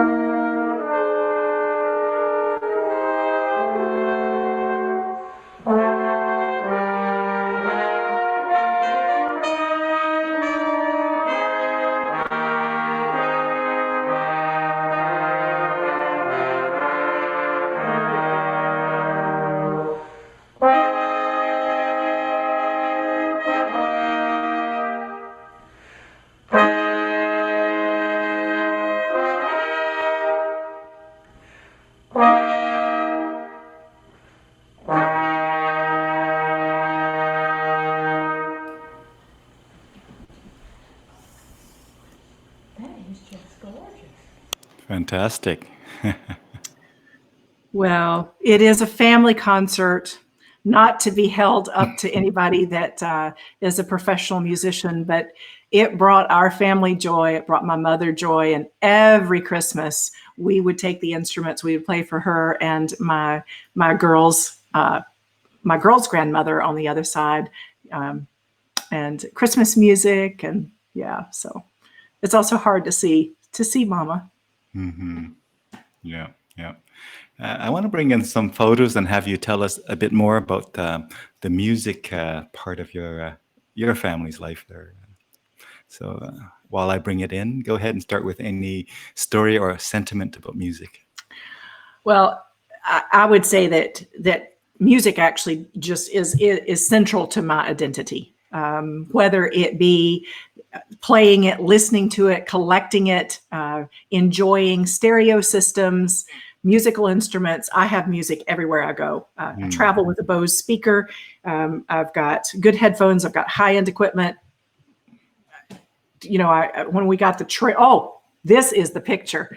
So when I started traveling, I have a screw bell horn. My current horn is one that the bell screws off of it. And so I left the bell at home and I have what's called a stealth mute that's in the end. And I would join the orchestra rehearsals by FaceTime. The conductor would put it on the piano in the orchestra room, and I would be able to practice in my hotel room so that I was able to perform with the orchestra and schedule my travel schedule around that. So, wow. Yeah. And this particular horn is a heritage horn. It came up on the market. I played with a group out of Edmonton called I just lost the name of it. A horn choir out of Edmonton. We had 20-something horns. And this horn came up on the market. It was actually made for one of the performers with the Canadian brass. And so you notice that it's not shiny. Yeah. That it has no lacquer on it. And so it has a warmer tone than a horn that has the polish, has the finish on it. Yeah, I traveled with it through the airports and in hotel rooms. You can't hear it when that stealth mute is in it. It's not just a mute. It's not a performance mute. It's a sound mute. Yeah. Right. Wow. That's serious business there. Then I'm not currently playing, but we would take our horns. Oh, we had this vision that we're going to play. This is in Kananaskis Wilderness, and we're going to sit on a bench, and it's going to be like, the Nikolai, whatever it was, ad, right? Commercial. And it was going to bounce off the mountains. You couldn't hear 5 feet in front. It just swallowed the sound. Really? But we played together in the high mountain meadows with the wildflowers blooming. Darren takes his trombone everywhere. So we often travel with musical instruments. Are you saying that not everything we see on TV is true? Oh, I know. I was so disappointed. It was really bad. It just went. And yeah, that's just a good JPEG. That's at the girls' grandmother's house. We're playing Christmas music for her. Now you notice that Eileen now has a young man playing the saxophone. And he was also a drum major, and they were each other's first love, and they married in 18. Wow. And so, when we get together at Christmas, guess what? We play Christmas carols, and there's nobody to listen or sing because we all play. Yes, I know how that is. Our family is like that too. Yeah, and then another family event in music is when they were little. We started playing "O Canada" together, and we would go to the provincial park. We'd be camping there for a week for 4th of July and Canada Day. And Pigeon Lake here in central Alberta has a lot of loops. It has A through E loops and hundreds of sites. And we would do what we call pop and plays. So we would drive to a section of the loop. We would hop out of the car. We would play "O Canada." We would hop back in the car and go further around. And people would come out. Sometimes they were giving us money. Sometimes they were trying to give us beer. We would, and we've done that every year. And Mm. one day Mm. I was getting a ride home from my local Cal Tire. And the gal that was driving me said, "What are you doing this year for Canada Day?" I said, "Oh, we're going to Pigeon Lake." And she said, "Pigeon Lake." She said, "I was there a couple of years ago. And one of my most fond memories was there was a family that was going around playing "Oh Canada." And I thought, what a rare thing to hear Mhm. unsolicited, that you Yeah. touched somebody else's life with Yeah. just something that you were doing that was for fun. So we have played every year for, I don't know, 10, 11, 12 years. Yeah. Now And it's just two of us. We don't have neither trumpet was with us this year. do you see Palmo's comment in the public tab there? Let me take a look. Oh gosh, that's hilarious. They are not married yet, and this is definitely premarital sex. That is awesome. Yeah. That's some brass there, my friend. That's some brass. Yeah, we Darren and I, because it was our second marriage, and so we really wanted to procreate a little tuba, but Yeah. because we really wanted a quintet, but unfortunately we couldn't. There Yeah. wasn't time to get the tuba brought up in time before the girls graduated. So Mhm. yeah, we're always watching for a tuba. Yeah. Finish our little quintet. Yeah, that was after a orchestra performance. The girls are growing up. Look at the organs parts back there. Oh, Wow. this is a Cassavant organ. It is in the College Heights Adventist Church, and it is the largest organ in central Alberta and one of the few Cassavants in the province. Hmm. And you can see the horns, the horn pipes coming from the front. Yeah. Go to the flower arrangement Mhm. and go straight up. Right. Those horn pipes face the congregation, face the audience. Wow. So this church has a very large stage, and we put the orchestra on there, and we've played some of the most beautiful music, the Pastoral Symphony by Beethoven. We've played water music, of course, which is a great horn feature. We've played Fingal's Cave by Mendelssohn, describing Fingal's Cave in Scotland. Just, it's amazing to be in the middle, and you would know this. It is amazing to be in the middle of music creation. It feels so different from inside of it rather than in front of it. Yeah. Yeah. Absolutely. That's fantastic. There it is. Is that this just the back of the same church? No, I included several, and well, actually a variety of the cathedrals that we played in across Canada. And the reverb in these cathedrals is just extraordinary.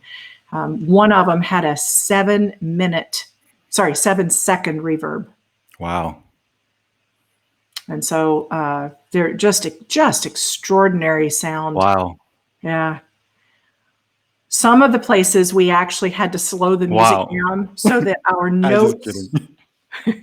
We had to slow the music down so that our notes weren't speaking to the reverb that was coming back.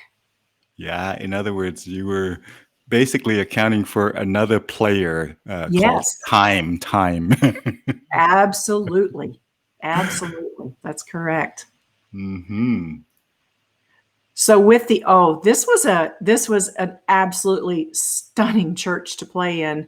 One of the things about this one was it did not have any, it was not designed to have any mic, any electronics to pick up your voice. And it was in Ontario, and we had a gal with us who spoke French, and we were doing almost a liturgy with the music. We would speak and the orchestra would play. And so I would do it in English and she would do it in French. And it was one of the most extraordinary speaking events I've ever done.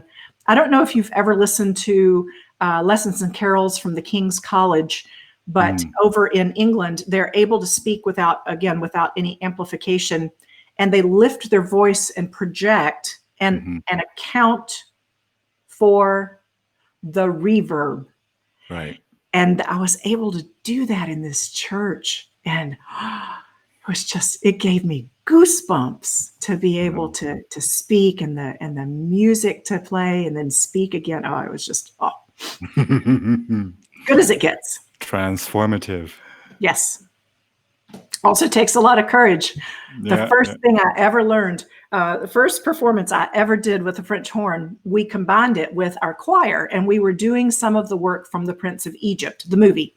Right. And our choir conductor was beloved, and she had a large choir, 130, 150 students. And before they would sing their first note, she would encourage them to lift their countenance and smile. Well, if you know anything about a brass instrument, you can't smile. Your embouchure is supposed to be down. And so she smiled. I smiled back, and I missed my first note. So, yeah. That's almost more fun than one of my fellow students did on another fellow students back in junior high or whatever. You put one of those cork grease on the horn mouthpiece, right? And of course, that doesn't work so well. No, that doesn't work. Oh, yeah. Then you start getting into what are the disasters that have happened before performances. Oh, one year, my husband's trombone case was coming apart, and his case had wooden supports, right, so that it could be flown. And he took a hammer and he put a nail through it. And when he got to the performance venue in Washington, at the Washington Cathedral, opened his horn case, he couldn't, because the nail had gone through the slide of the trombone.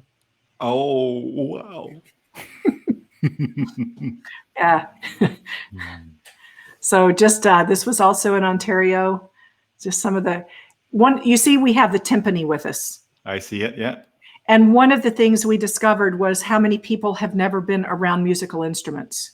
And so we would play and tell stories around the musical instruments, and we would let people come up and particularly with the timpani, give them the timpani mallets and let them have it ring for them. And we felt we were ambassadors for music as well. Yeah. This was in Seattle. That was a magnificent organ. I love organs. Yeah. I've done organ walks. I've been to the Cassavant organ manufacturer in Ohio. Yeah. You know, if your work with the automotive industry should come to a point where it's sort of wind down for any reason, you could get into the music industry and do the organ and horn and all of that. That could be your next industry. It's a little too late for me to be proficient with my competition on those. Maybe teach them how to have stage presence. Yes. Maybe teach them how to accept a congratulations if they were the soloist. So maybe that. But, you're going to teach them the inner game of the musician. Yes. And I do work. I do work with musicians, actually. Yeah. You know, they talk about the inner game of golf, the inner game of hockey. Why can't there be the inner game of musicianship? Oh, and absolutely. It is a part of it. Yeah. Mm-hmm. It takes a lot of courage to play those notes. Mm-hmm. After all, you are a deep generalist. I am a deep generalist. Did you know that if you unwrap the double horn, which is what I have, it is like 26 feet of tubing? Oh. 26. Wow, really? I did not know that. Yeah, the double horn, not the single horn. So I play a double. Wow. I play it, and so it's entwined together. It's an F and a B flat horn. Wow. There are triple horns, but they're too heavy. They're not comfortable to play. Is that one of the longest then, or Yes, I believe so. I'm almost positive, but somebody out there is going to be Googling it, so I'm not going to do that with insurance.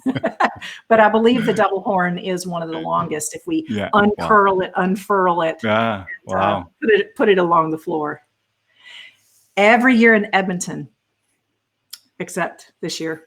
I recognize that stage. That is at Holrick Park, and it's called Symphony Under the Sky. And they bring in a guest conductor from North Carolina, and he's been there for years. At this time, my girl's trumpet teacher was still the principal trumpet player for the Edmonton Symphony. My teacher was one of the hornists, and Darren's teacher was one of the trombonists. And we would go up. It's a 4 or 5 day evening and whatnot, and we would go on the night that they play the 1812 overture. Now, remember, my daughter was in cadets, and at that point, the Red Deer Armory would bring out I always have trouble pronouncing this. It's a Howitzer. It's a type of rocket launcher, and they would fire them. And so you would have the conductor, and then you would have somebody who understood music, and then you would have the soldiers, the officers that were beside the Howitzers. And when the cannons are supposed to go off, they would anticipate the music, and the smoke would come down the river bottom, and just beforehand, there'd be the build of that music. Everybody brought bells, and when it won, everybody'd be ringing their bells, and it was just, and you can bring a picnic, and they had funnel cakes and hot chocolate. It's like orchestral pyrotechnics. Oh yeah, and now they use electronic. It's very disappointing. They retired the Howitzers, so it's not as good. More accurate, but not as good. But that was a seasonal event. We would come in from camping. We'd be out at Carson, Pegasus, where we would often go in the summer, and we'd drive in. It was an hour and a half to get to the concert and go back to the trailer. Hour and a half back. Yeah, no. Family event. And we didn't sit in the seats. We were on the slope where you could have you brought blankets to sit on and whatnot. Just like in the old days of the kind of Romans time, when you would be in that sort of elevated slope. And have your grapes and brie. Oh, absolutely. We took fancy things to eat. Yeah. Cool. Now I'm going to bring in a few more things, but let me check in with you. Were there topics that you want to discuss that we haven't gotten to yet? There's a few more things that I'm going to get to yet here, and hopefully your time is still okay, Elizabeth. Are you? My time's okay, and I just worry about our listeners. You know what? Listeners will tune in and they will tune out. They will come back in. They'll watch the recorded version. They'll watch it again. I encourage our listeners to watch it multiple times, to be honest. So. So I think the only thing that before we moved off of this music is you can begin to feel how, because it was so much a portion of the fabric of our lives, that we ended up in an entire community of musicians, and it really created extraordinary lifelong friendships. It developed my girls' ability to discipline themselves. Eileen in university would practice 5 or 6 hours a day. Just extraordinary. All right, you're here till 3:30. I can talk that long. There you go. I can do distance. We have a diehard supporter. Distance impromptu. That's awesome. So, what's your next question there, sir? I was going to say, I'm going to bring up another music clip, and then after that, we're going to move on to another topic. But tell us about this music clip that I'm about to bring in here. It's the video. Let me just kind of bring this out here. If I do that. And the video, I believe, is called, let me just see what it's called here. It's just a video that I'm just going to bring up, and then you'll recognize it. You'll recognize it. I only had 4, so we've done 2 of them. I'm good. We're down to just 2 left. It's a Christmas video. It's a Christmas video, I see. So I'll bring that in just a moment here. That may be something I accidentally put in there. Is Christmas playing horns in a living room? It looks like maybe. Yeah. Is that the one where the saxophone was there? Is that the picture we've already seen a JPEG of? Let me just see here. It is. Saxophone was there. Yeah. Yeah. So that's okay. We've already covered that. I do want to make sure that we do the Vimeo link of Absolutely. Natalie in the, I definitely want to tell a story around that one. Go ahead and tell us that before I bring it in here. It'll take me a Okay. second. And so Yeah, you know the one I'm talking about. She's in uniform. you bet. Yeah. Okay. So my twins are very different. Even though they look a good bit alike, one went the direction of the Red Deer Royals and the trumpet, and Natalie went the direction of the cadets, but she continued to play her trumpet. And really early on Remembrance Day, when somebody found out she could play the trumpet, they asked if she could play the last post for her school.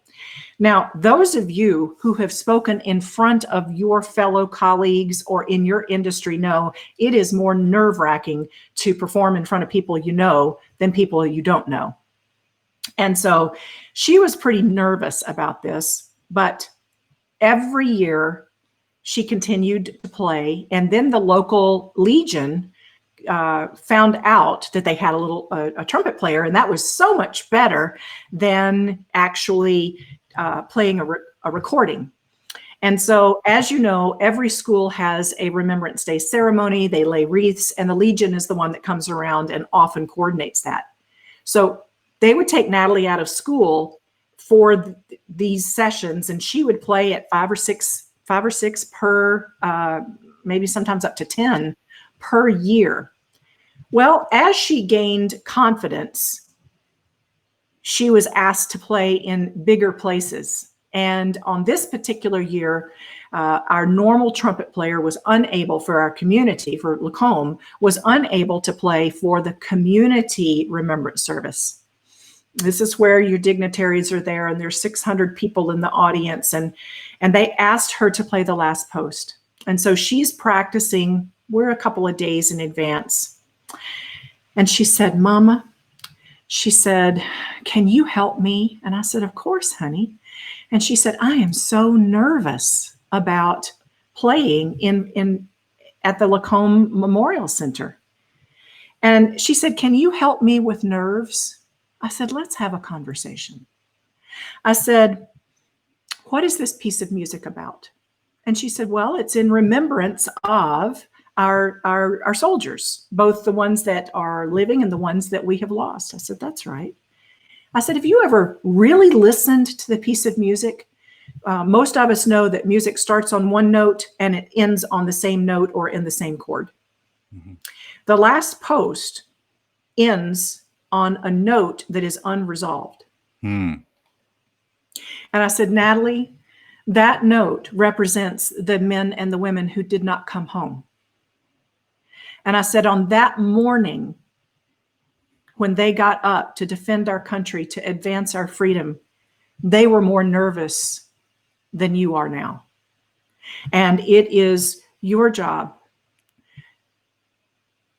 to send that remembrance on their behalf to a grieving and listening and celebrating audience of what we should remember.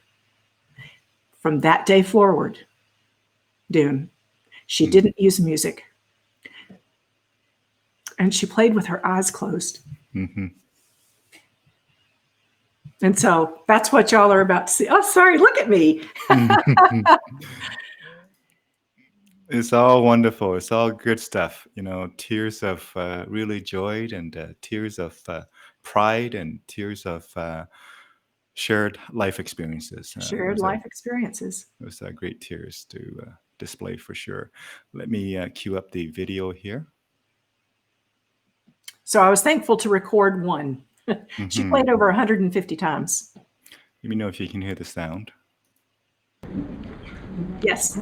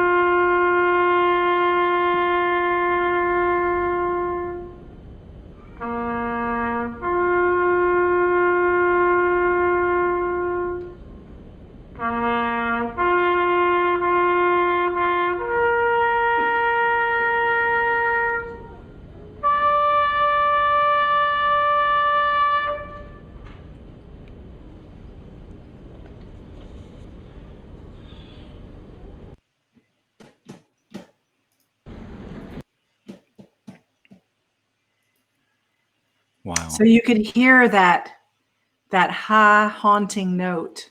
Mm-hmm. Yeah, definitely.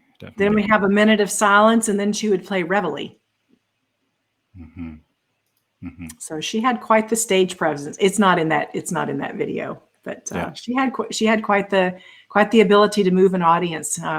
Out east, she had attended some specialized summer camps and played. She had generals come up to her afterwards and say that they had never heard somebody play it with that emotion, and how they had cried, how they had remembered. Mm.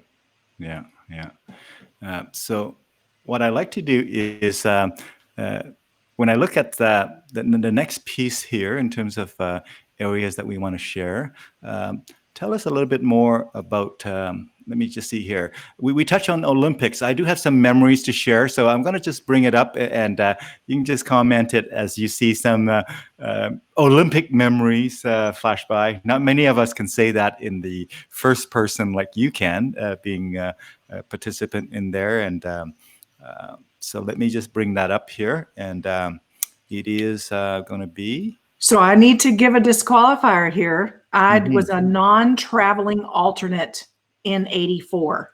Mhm. One of the things about the U.S. Olympic team in rifle shooting is it's really hard to hurt yourself with a rifle. Mm.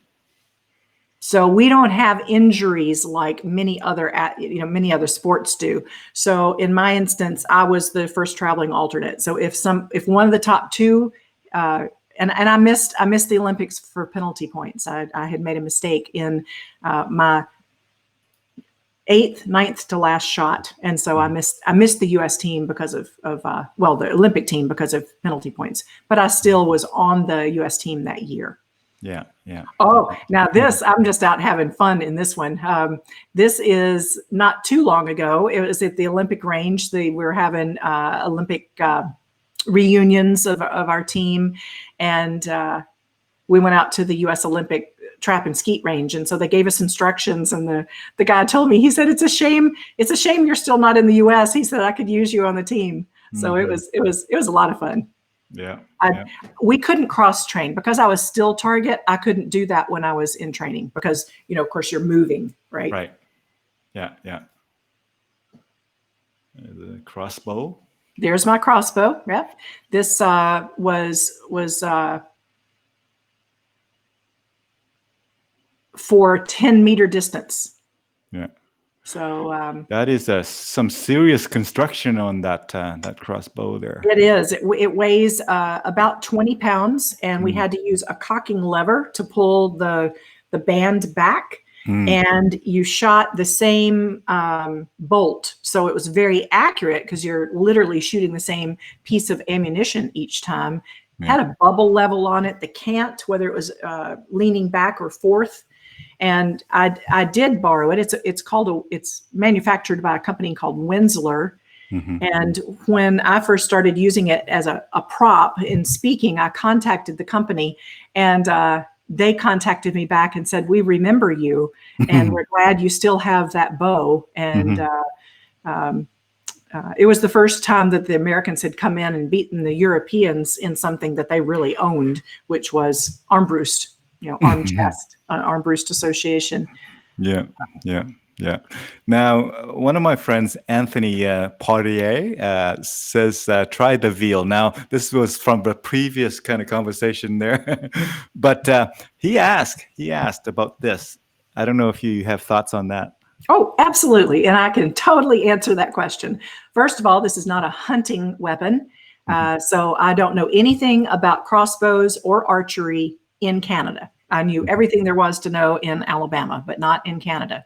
This is a competition bow, and its velocity is slower than an air rifle. So it does not cross the velocity threshold that would require it to be considered a weapon or something that has to be registered.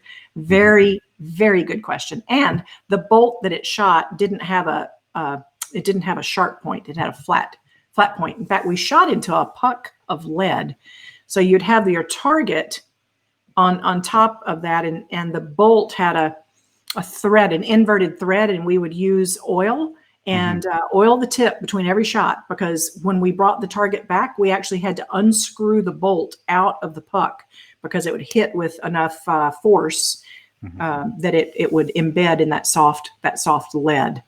And so that's how we protected the bolt, was to shoot into the lead and then unscrew it. But no, its velocity, just like I have an air rifle upstairs, that its velocity does not cross the threshold of registration. My rifles absolutely have to be registered. Yeah. Or did. Cool. You know, we go through different laws, right? At one point it's legal, then it's not legal, and then they go back and forth. Thank you, Tony, or Mr. Anthony Poirier. So that's kind of looking over my shoulder, waiting for the skeet to be released, and that was just a lot of fun. My coaches were there. We would have award ceremonies. I had won the U.S.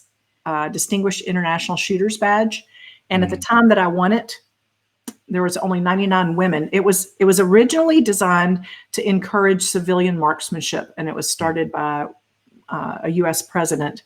And when I was awarded mine, only 99 women had won that award in the history of the. It was in about the 30 year mark when I got that. You had to win it in international competition in one of the big four: Olympics, Pan American Games, World Championships, or Championship of the Americas. And usually it takes people numerous years. I won mine all in 1 year. So let me ask you this. What are some key lessons you learned out of competing at the various events, various disciplines? What are some transferable skills that one could lean from that or glean from that? Number one, it's all about your mental space. It's all about understanding the integrated act of anything that you do, that we cannot separate our subconscious, our preparation, from our performance, and that consistency is derived from being intentional about the elements you can control. I'll give a very small example about transferability. Today, I am in the slacks that I wear when I facilitate, and I am in the shoes that I wear when I travel, when I present. Because it told my subconscious, and I wore a jacket that I'm familiar with. It told my subconscious that today was a performance day. So I don't have on pajama bottoms and Birkenstocks, although I've thought about it. But so far, I feel that just gives me all sorts of information. So that's one transferable point. Is what are the things that we can actually control through contingency planning, having backups? You know, you and I did the tech check before this meeting. I've got 2 other ways that I could connect to this meeting if this failed, as do you. The other thing is that in competition, it is not about beating the other person. It's not about beating the other company. It's about creating your very best day. And how do you do that? As soon as you take your sights or your concentration off your objective and you start looking to the right and to the left to see where I'm not saying you don't need to know where the competition is, but if you start being concerned about their performance while you're competing, you're going to lose. They will overcome. So the first and foremost is, what are our controllables and how do we manage for them? How do we contingency plan, create our lists, buy our backups, train our subconscious? Number 2 is that it is about creating your best day. And the third one, which is why I was not an Olympian, like a medaling Olympian, is because I started looking at the win. So as soon as you move out of the concentration of creating the best performance and you start thinking about what a good job you're doing and how much money you're going to earn and how wonderful the client thinks you are, you come out of your performance zone. And it's at that point that mistakes occur. I often talk about, when you think about car racing, which is a topic that I'm sure you probably watch a few car races, and, the pit crew, they have to watch their performance in terms of the things that matters and things that they measure. They don't pat themselves on the back every day just because let's say they won the race. Well, on the day that their team won the race, they might have actually done a very poor job, but somehow many other factors came in and the team won the race. On the reverse side of that, let's say that it was the best day in the pit crew, and yet something happened out there with competitors and other drivers, and their team never even finished. But they should be able to know that that was the best day, and here are the reasons. Here are the kind of the evidence that tells them why it was the best day, right? Absolutely. Yeah. And one of the things that is a distinguisher between the sport that I participated in and what you're describing is mine was not a team sport. Mm-hmm. So while we had a team, there was 4 of us and they put our scores together. Even though we practiced and we supported one another off the line, mm-hmm. we were actually in competition with each other, even at the same time that we had a team score, kind of like cross country. The members of the running team are competing against each other in the race. Mm-hmm. And other than not tripping each other up, it's not like football, hockey, the pit crew, Formula One, or NASCAR. Mm-hmm. Yeah. Different kind of collaboration there. But so thank you for sharing that. I think I have a few more photos maybe on this this track here. Oh, There's the magic rings. Where was this? This was at the Olympic Training Center in Denver, in Colorado Springs, Colorado. And the firing range was built the year that I quit competing. So I had made the U.S. team again. I just tied a national indoor record, and I was entering my master's program at the University of Alabama. And I determined that I could not remain in the top 5% in the world as a competitor while my competition was moving out to Colorado Springs. When I was competing, we didn't have a venue at the National Training Center, and we would compete and train at the Air Force Academy in Colorado Springs. So yeah, awesome. So we would go back there. This is the new range. We would go back there and enjoy it. One of the things you're seeing right now is one of the big differences. This is the air rifle range. It is 33 feet or 10 meters. And you can see the target that is electronic in front of you. So while it looked like you were shooting at a piece of paper when you were lined up, really you were shooting at a digital image. And when I competed, a 10 was a 10. If you clipped the dot, you got a 10. As time went on, we were considered the most boring sport in the Olympics. All we did was just stand there or lay there. And our challenge was to control our adrenaline. Adrenaline was not ever a useful element of competition. So we had to learn how to control our adrenaline in the process. Well, meanwhile, the Olympic Committee worldwide said, if you don't make shooting more exciting, we're going to take you off of and even though it was one of the original 6. So they went from that you just concentrated for that number of shots and the top person won, they went to something called sudden death. Now, I think they could have come up with a different name. Yes. Rifle shooting, sudden death. Anyway, after you have done all this intense concentration, they pick a certain number who go back to the range, and then you have to shoot a certain number within a certain amount of time. And then it drops one person off. Then everybody shoots again, and they get down finally to the last 2 people. But what I'm wanting to point out with a digital target is that now it's scored, and it's the box in front of you with the blue screen. Now it's scored at 10.1, 10.2, 10.3. And so the perfect shot is a 10.9. So if you shoot 40 shots, that means you can get more than 400 points. Yeah. So that's one of the big differences from when I was competing and what they have now. They also don't do a pump in the cock of the air rifle. They use CO2 tubes. You can see it. You can see it on that air rifle toward the front. Yeah. Yeah. So that makes it a more accurate, again, a more accurate weapon. Yeah. Wow. Yeah. This is Colonel Wigger, probably the most decorated competitor in ever. He's an absolute legend.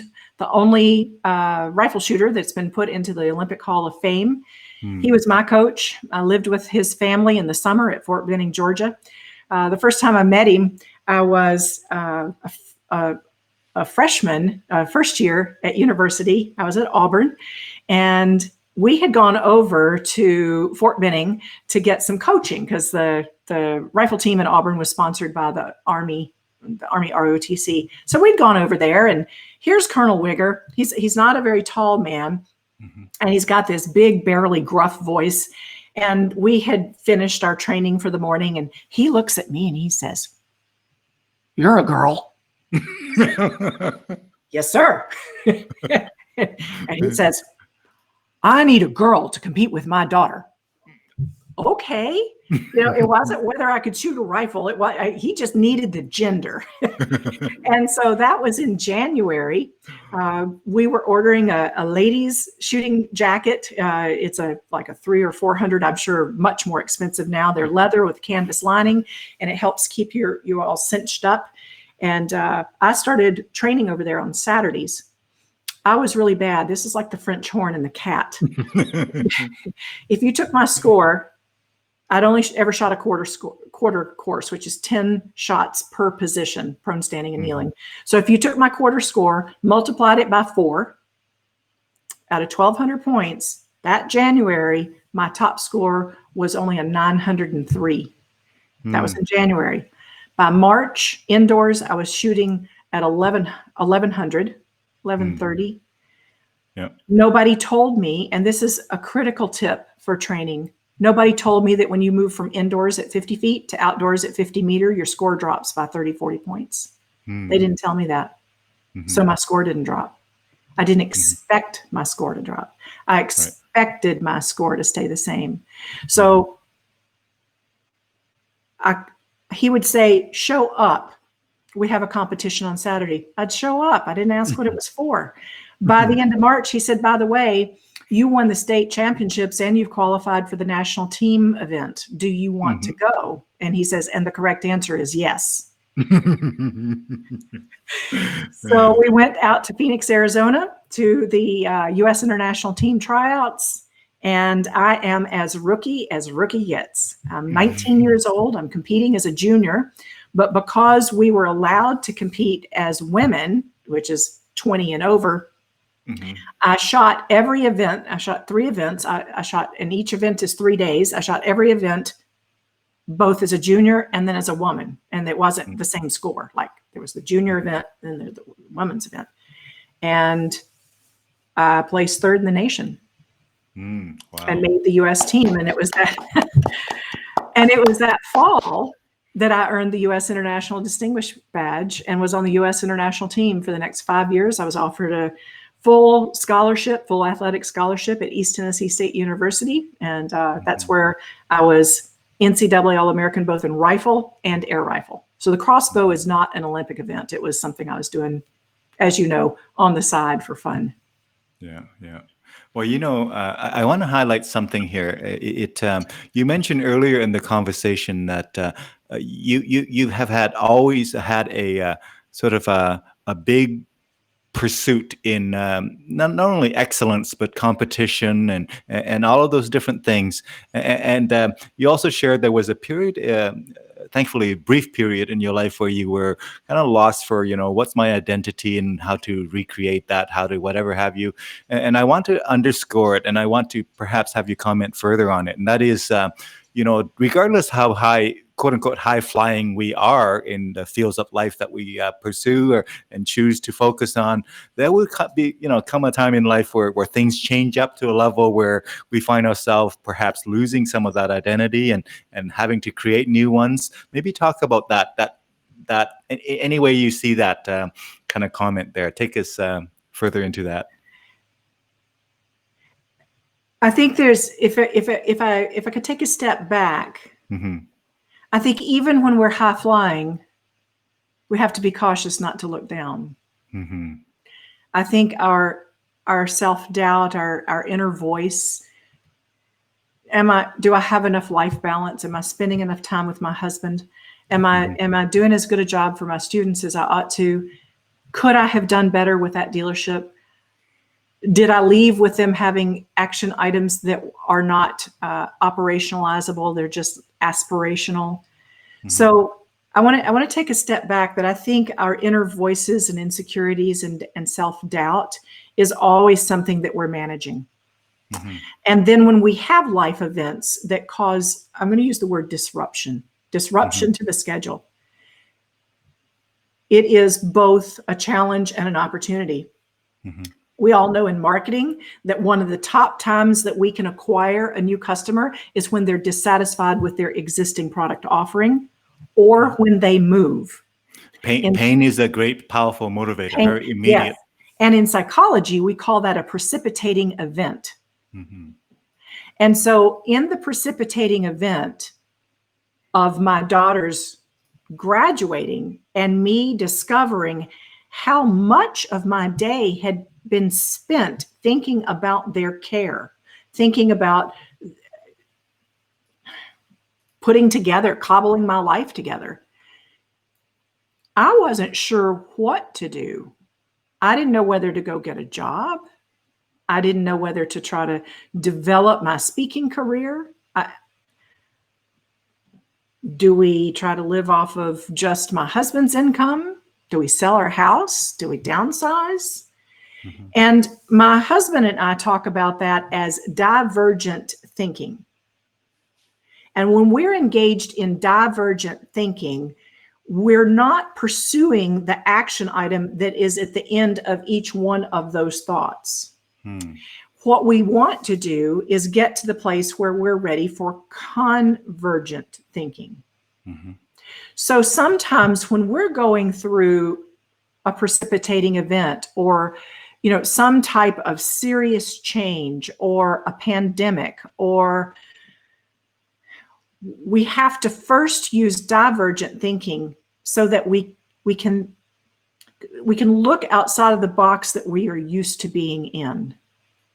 We can look outside of where we're comfortable, because our habits, our desire as humans to return to comfort is extreme.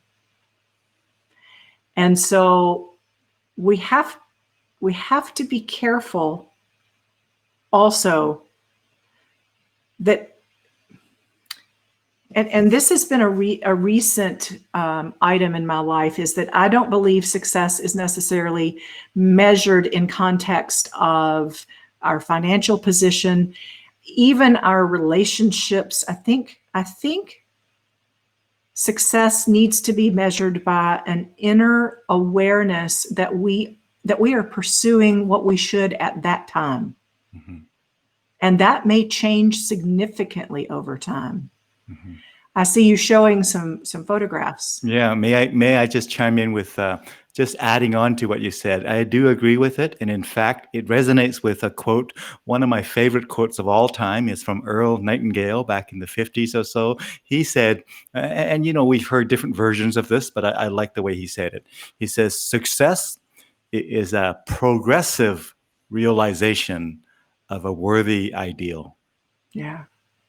If we are progressively realizing our ideal direction, our ideal vision, then we are successful in life. We don't have to reach a milestone. We don't have to, be recognized by somebody. We don't have to, achieve something. Success is, in fact, it's just on the progressive realization of a worthy ideal or a worthy goal. Worthy, replace that word with whatever. But the key is progressive realization. And to build on that, I also believe that success is a formula. That once you know what your realization path is, you can put things into place that will assist with that success. It is not, success is not elusive. And there is a progression, and that's one of the transferabilities from my years of any kind of competition, and then to music, and then to speaking, and then to earning my CSP. all of those things have been a progressive realization of success using a formula. Yeah, yeah, yeah, absolutely. Tell us about these photos. Who are the wonderful photographers that take these beautiful, fantastic, lovely photos? My great-grandfather was state toxicologist and criminologist in the state of Alabama. And I spent my summer in his crime labs. And one of the things that was happening at that time was they were beginning to be able to use black and white photography as courtroom evidence. That kind of dates the situation. And he gave me all the equipment for a darkroom. And he gave me a Yashica Mat twin lens reflex. I was the photographer for my high school newspaper. I was the photographer for the Huntsville Amateur Hockey Association. I taught photography at a summer camp. I took photography classes, and then I had twins. And we went down to the ELF, the little point and shoots, and that was so handy because I could just capture the things that were happening and run on. But about 2 years ago, after my daughter graduated, so this would have been 2019, I had a creative meltdown. And I knew that it was happening because I would be in a dealership or with a client, and I would go to give an example, and I wouldn't have any to pull from. And I thought, is this burnout? Or is it that I have lost or not made time for the creative places that live in me? I had discontinued my music by that point. I was not doing any photography other than point and shoot. And a friend of mine lost her best friend to cancer. She had been going down to Waterton every year for the Wildflower Festival. And her husband was going to take her down, leave a trailer, camper trailer there. And I said, well, I could go with you. And that started our photography friendship. I bought Canon. I love Canon. So I bought Canon equipment and started taking courses again, started focusing on my photography. I love sunsets. I was in Hawaii for that. That was in Waterton. And I love macro. I like the close-up. So I've recently purchased a macro lens that I've discovered is also supposed to be good for my filming that's Hawaii. Aloha. That's Waterton, Lupin. So paintbrush, the coral paintbrush. So those are Japanese poppies, and that's in Waterton. Waterton has more wildflower species than, I think it has more than anywhere else in Canada, maybe North America. Wow. It's a lot. So today, it took me a year, Dune, to come back. And I was that close to that bear. I was in bullseye, but still I was that close to that bear. It took me a year to regain what I call my creativity.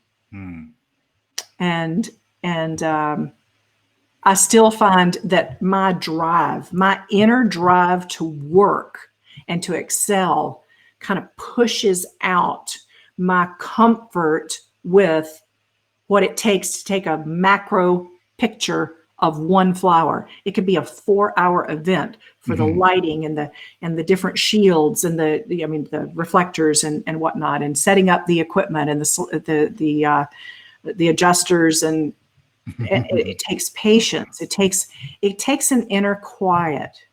Yeah.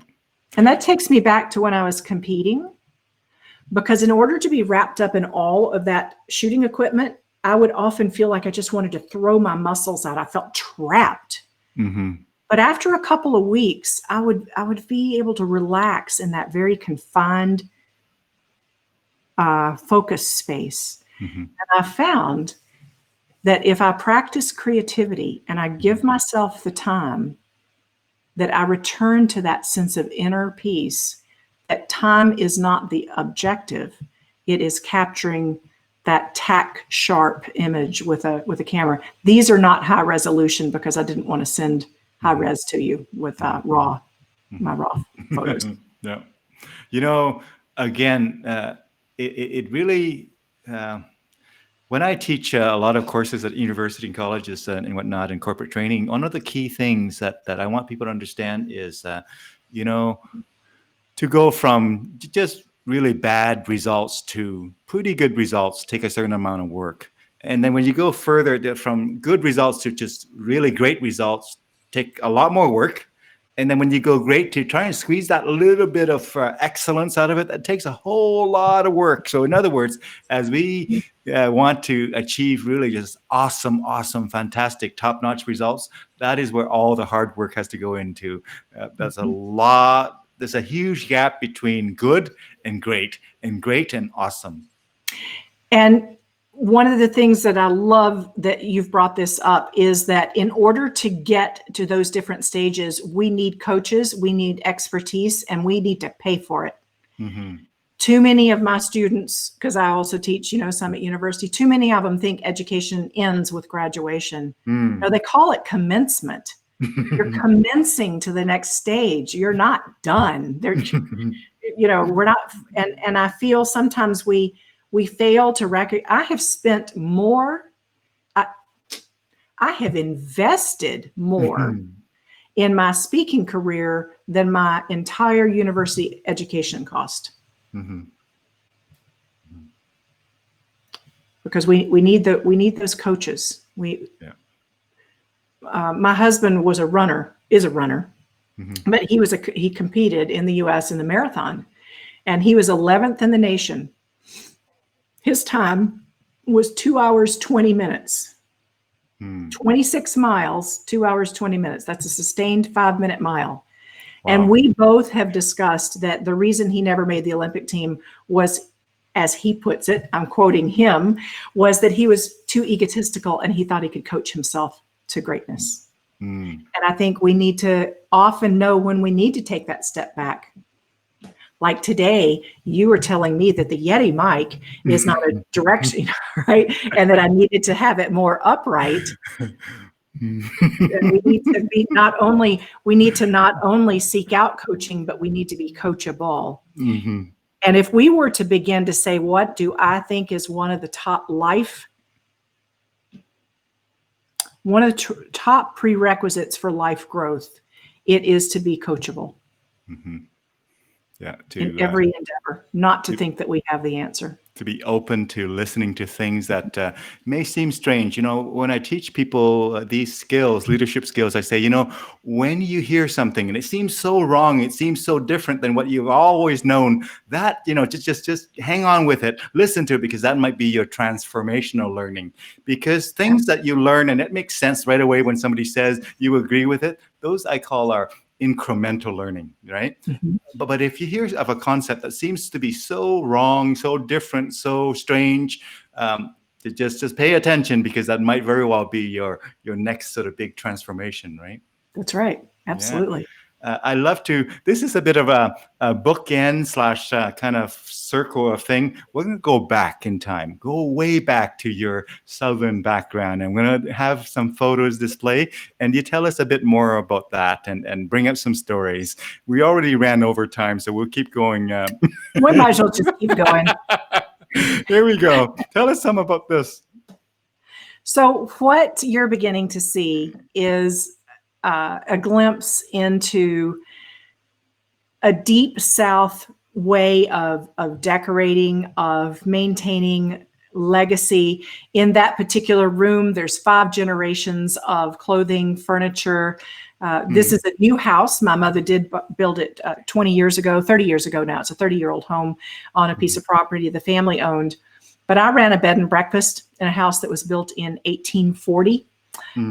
The pieces around the room, for instance, the bed is called a Jenny Lind, and that was Jenny Lind. That was the famous singer. And look at him saying he's had another birthday since the start of the video.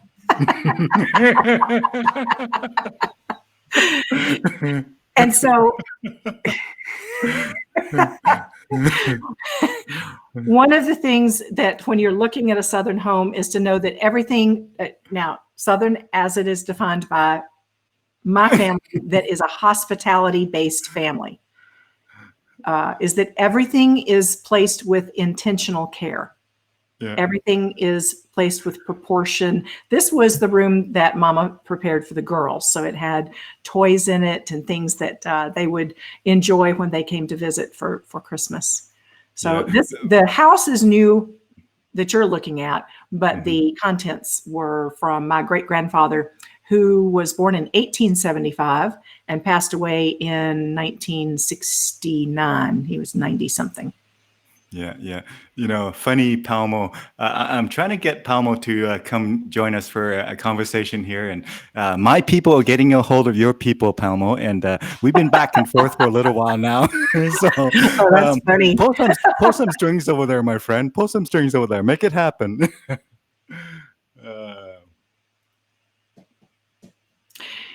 So this particular scene is at the National Cemetery in Washington. And my coach, Colonel Wigger, that you saw, had a coach that was the pivotal trainer that went from shooting being a physical act to shooting being a mental act. So we saw the benefit of the integrated act of shooting and the mental training. I spent much more time in mental training than physical.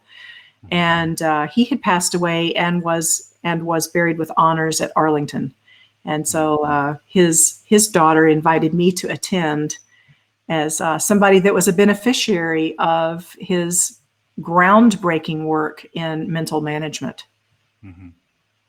Yeah. And it also is there because of the patriotism that is part of my life. Daddy was a civilian contractor, but he was at the Pentagon almost every week, for sure every month. And my daddy created the first computer that could parallel element process, which means process two pieces of information at the same time. It was the first time a computer could do something that the brain could not. And so we were a patriotic family. He called himself a flag waver. And at the time, what that meant was he sacrificed a corporate career with the Burroughs organization or some of the other Honeywell where he could have been paid more to be a civilian servant. And so this picture captured that belief I have of service to country. Mm-hmm.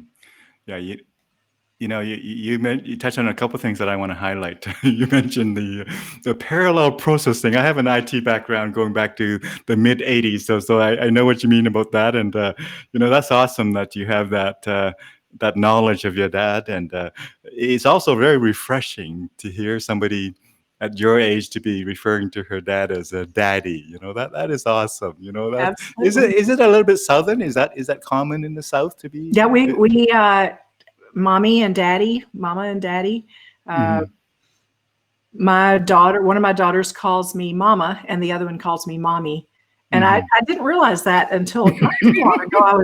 I just hadn't thought about it. And I was looking at her phone and it was ringing. And I think we were trying to find it or something. And it popped up mommy. And I said, you've got me on your contact list as mommy. And I just, but going back to Peppy, Parallel Element Processing Ensemble. It was a huge project, and Daddy was one of the architects on it. The next one was called MCM, Multi-Computer Module, and for years it was the brain of the ballistic missile defense system in the United States, and it was located in the Advanced Research Center in Huntsville, Alabama, and that was the first time that we'd gone from those big reel-to-reel computers that had to have air conditioning with the raised floors to something about the size of a folding table, solid, but a folding table, and very, very stable in comparison. During those years, Daddy's whereabouts were tracked by the KGB, and we knew that I later found out he knew that our phones were tapped. And we had an FBI agent living across the street. Yeah, I bet that was just happenstance, right? So who knows? But I lost him in 91. He's still my daddy. Yeah. Yeah. But yeah, that's definitely a Southern thing. And this is my mother's house. She, again, heritage. Every piece of china, every table, it has a name. Whether it's Duncan Fife or whether it's Chippendale or Chinese Chippendale, and these are things that are just absorbed by many people in the South, and anticipating somebody's needs, whether it be like my mother would study Darren while we were first coming, and she would learn what is it that he loved. And so around the room, there's various boxes of candy. And, just in case he felt faint between leaving the formal living room until the middle dining room, and there'd be another box of candy. And so you can attest firsthand to Southern hospitality that we always talk about. Yep. Absolutely. And it did come with a lot of, this was the house that my great-grandfather purchased for his young bride. So he was he ran a General Mercantile. This is in Eutaw, Alabama. That's EUTAW. It was named for the Battle of Eutaw Springs, South Carolina, which was the turning point of the American Revolution, with Nathaniel Greene, right-hand man to General George Washington. This house was built in 1840. It was built by an attorney, and it had come up for sale. Now, meanwhile, my great-grandfather was in love with a young woman from Columbus, Mississippi. So it was about an hour away. And he told her that he would not marry her until he had saved $1,000 and had it in the bank. Wow. She waited 10 years to marry. And his name was Lon Grubbs, Leonidas Nelson Grubbs. And this house came up on the market, and she was so homesick. She wanted to go back to Columbus. Her family was there, but she loved this house. And she said, "Lon, you buy me that house and I'll never beg to go home again." So he bought her that house. And so it came into my family in around 1914, and I sold it in 1997. Wow. It's on the National Register of Historic Places. It's called Federal with a Greek modification. So the triangle on the front is the portico is a Greek Revival modification. And then inside, the rooms are 20 feet by 20 feet. So each room is 400 square feet with a central hall. It's 10 feet wide. The porch is 50 feet wide. It's on 3/4 of an acre. And it's called the Webb Grubbs house. So Webb for the builder and Grubbs for my great-grandfather. Wow. Such history. Oh, and that's from the funeral at Arlington, where they presented her with the flag that was used in the service. It was quite the. It really, being at Arlington, really helped you understand what has been sacrificed so that we have the freedoms that we have today. And we really right now need to think back about that sacrifice and what freedoms we do have and how precious they are. Yeah, gratefulness, and do what we can to really, as they say, one of the best way to repay, a gift sometime is to really make good with that gift, do good things with that gift, right? So how we live our life is a reflection of the gratefulness that we have for those who sacrifice for us, right? Yes, absolutely. And that next one, that's the picture of the house that my mother built. Mama and Daddy, it was to be their forever home. He passed away. He had lupus and a couple of other problems, but everything was studied. So for instance, notice how the columns look graceful. They're not posts. So they're tapered, and there's actually a Greek formula for the taper so that they're pleasant to the eye, just as a small example. In other words, we humans do grasp the idea of mathematics. Absolutely. Yeah. Yes, definitely. So this is in the much more recent time, Thanksgiving dinner, where we're feeding. I think we had 30 people at this particular dinner, and this was the young people's table, and they're all having a blast, and all the older folks are in another dining room, and so yeah, my daughter and fellow musicians and just precious friends and family. Notice that my daughter's wearing plaid. The one closest to us on the right, we called this the plaid Christmas because her husband loves plaid and wears it frequently. And we just felt if we could get to Christmas, we would be okay. She had a really dangerous surgery on her leg that fall, and we would just, our code word was plaid. So she would just text me plaid, and I would text her back plaid. So we wore plaid all Christmas, which meant we didn't have to mess up. Although this was Thanksgiving, we're coming up to Christmas, right? So there you go. Now, of course, if memory serves correctly, her husband is the saxophone player. He is, and he is a geologist.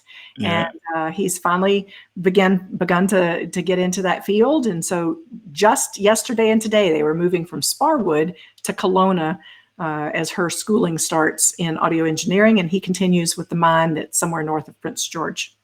Awesome. Fantastic. Thank you for sharing. Again, this is now not only history in your family, but also, in a sense, in these few photos, we have some histories and we have some future embedded right in there, like this photo here. Absolutely. That's wonderful. Thank you for sharing that. And, I look back in terms of the kind of the content that we have here. I think we covered the photos that you shared with me. And let's hear from you. When I reached out and say, hey, Elizabeth, would you like to chat for an hour and a bit and however long we have time for? And you say, yeah, sure, let's do that. And were there areas that you want to touch on that we haven't done so, my friend? Well, we cannot exit this conversation without you clicking on the folder called camping. Absolutely. See, I was testing you. To see if, and you have passed. So tell us about camping while I bring that in. Well, it's as with anything, it has history. Daddy loved the woods. He loved teaching me about botanical things in the South and how to survive with salt and a knife. And I've never hunted, but still. In other words, the way we live our lives have impact on others longer than we might imagine. Absolutely. So I had told you I came up as a tenter. I had my own tent, and my first season was less than pleasant. My girls didn't mind sleeping out there with the big fuzzy dog, but I did. And eventually I got a trailer. I just wanted to be off the ground and a tire and a heater. That's all I wanted. I didn't need a toilet. I wasn't looking for a stove. I just wanted a tent with hard walls off the ground so that in August in Alberta, I would be comfortable. So any of you out there that are listening that have ever owned a travel trailer know that there is a disease that you get almost as soon as you buy the first one. And it's called 2-foot-itis. I know where this is going.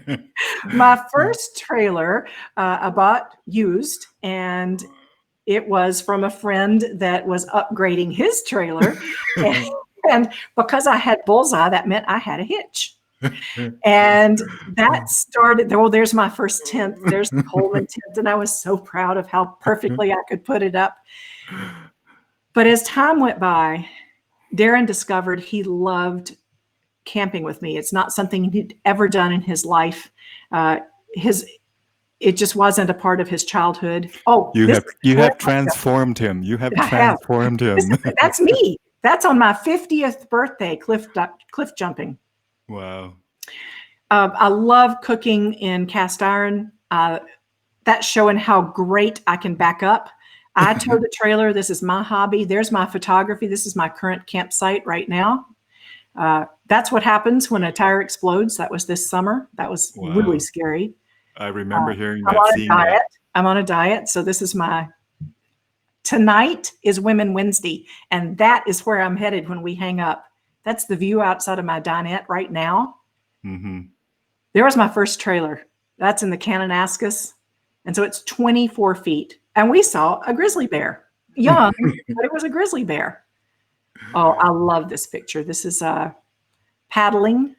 We started really enjoying kayaking, lake kayaking. Who has the red one, by the way? Is that yours or is that Darren's? Yeah, I have the red one. There's some of my cast iron cooking, and we'll be floating on a motorless lake. And I, caught the picture of the swans and their little ones. I love to boat at sunset on a, again, non-motor lake. I take daughters out, and we're just there by ourselves. This is the 24 foot. I eventually went to a 26 foot. Mm-hmm. No, I started at 22. I got to be honest. Yeah. Then we moved up to canoeing. Just this past weekend, my husband and I went on a canoe trip down the Red Deer River. There's no cell service. There's our tent, the mech tent. And there's my academic husband tying the canoe on the top of the professor at work. Professor at work. My Be careful. Don't do what one of my friends did just over the weekend. He was on a sailboat and it capsized, which, as you said, sometimes can be fun for them. But his phone sort of went to the bottom. And yeah. I love my Camp Chef. 90,000 BTU of grilling excellence. I love to fish. This is a walleye. We had tags at Pigeon. This is up at Lakeland Provincial Park last year. It never even got over freezing. Wow. This past weekend, though, was really special. The leaves this year are gorgeous. And it was an exquisite experience to slip through the rapids or just the lazy areas of the river. And we saw eagles. We saw at 5 a.m. I did hear a moose. They're about to go into rut. So I was a little worried about that.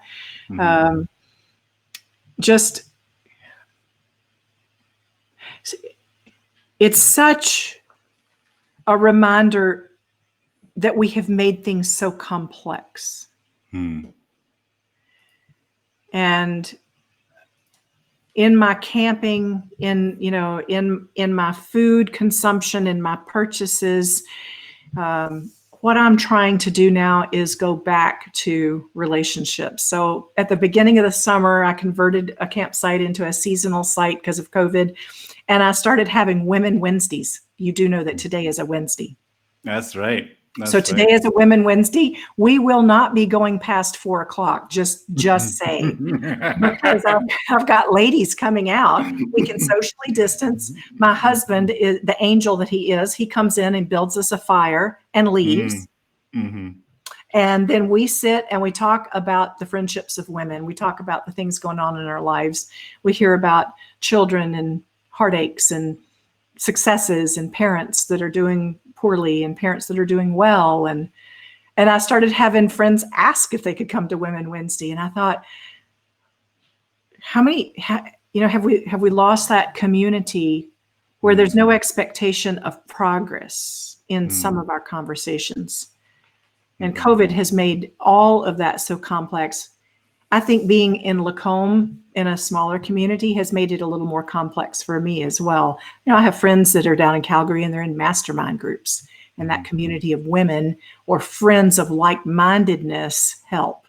But I had felt pretty isolated in my constant travel to the US, and almost all of my conversations were restricted to text, FaceTime, or phone. And so this summer, I was thinking about if there was a point that I really wanted to make about transformation at this stage, is that I more fully want to practice and seek restorative items that sharpen my saw, as Stephen Covey would say, so that I can go back out and help others reach amazing goals. And so that balance right now, I really find that I am either in performance delivery mode, or I am in declutter, simplified living, focusing on the friendships, the sounds of the woodpeckers the scent of the mooseberry bush and how it tastes, the choke cherries, and learning about the flora and fauna in beautiful Alberta, and not letting all this escape, not letting the days of love and laughter with my husband slip by. Mm-hmm. Yeah. In other words, reconnecting with the humanity of it all. Yeah, absolutely. And at the same time, being ballistic during the day. I think I'm working 12 and 14-hour days right now, Dune. I'm teaching 2 online classes. I've got 75 students. I've spent this really short hour with you. This is what we call Vietnamese hours. Absolutely. And I find that, my days are full, but it's really important to not fill my nights with clutter. Mm-hmm. Yeah. Well, this is a great time for me to ask you to do this. If you're still game to basically, it's been a really, really wonderful conversation that covers lots of different grounds, a lot of different aspects of life. I would love it if you would be willing to summarize it as if you would, if somebody was to tune in late here and they'll just get the key points from our conversations that would compel them to actually watch. Let's make this the trailer for the 3 hours that we have. By the way, before I forget, you talk about records and Olympics and all of that. You have now, you have obtained that status of the longest talking guest. By the way, only by about 5 minutes so far. So you barely beat the record. But anyway, you are now holding the record for the longest conversations with Dune and Friends. I'm going to say just thank you. We'll just stop there. My mother used to lose me in a department store. And she said that when she lost me, she would look for a group of adults standing around, and she would go to the middle of them, and I'd be sitting there talking away. So first of all, I want to say thank you for spending the time with us and sharing all of your different stories and insights and different aspects of life that you were able to share. Everything from, well, I won't even repeat all the things, but I want you to repeat it in just a moment here. But again, thank you to our viewers out there who are still watching and viewers who are watching in the recorded version as well. And everybody, be kind to one another. Take good care of yourself. Take good care of each other, and have a wonderful day. But before you click away, we're going to hear from Elizabeth here. Now, again, Elizabeth is going to summarize. And one way of looking at it is almost like a trailer to the 3-hour movie here. Kind of give us the highlights or summarize.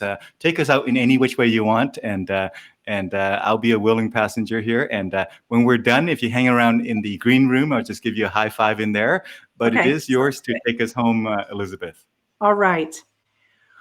If I were to give everybody a glimpse behind the scenes of how Dune and I organized this, I actually sent all my photographs in folders. And the folders were labeled by the things that are most important to me.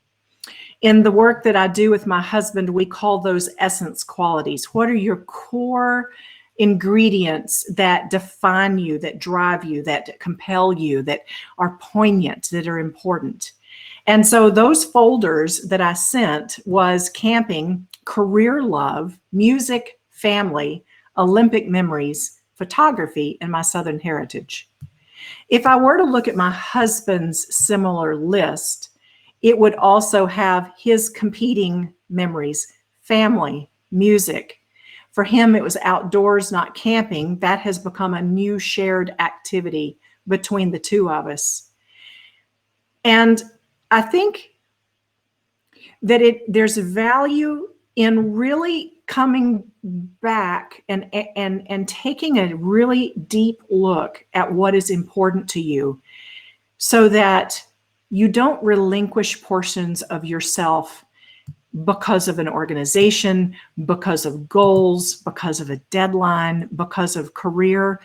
That by knowing what is important, family, music, my career, my creative work, that when somebody asks me to do something, I'm able to say yes or no, because it is either going to feed one of those important areas, or alas, it may take me away from what's important.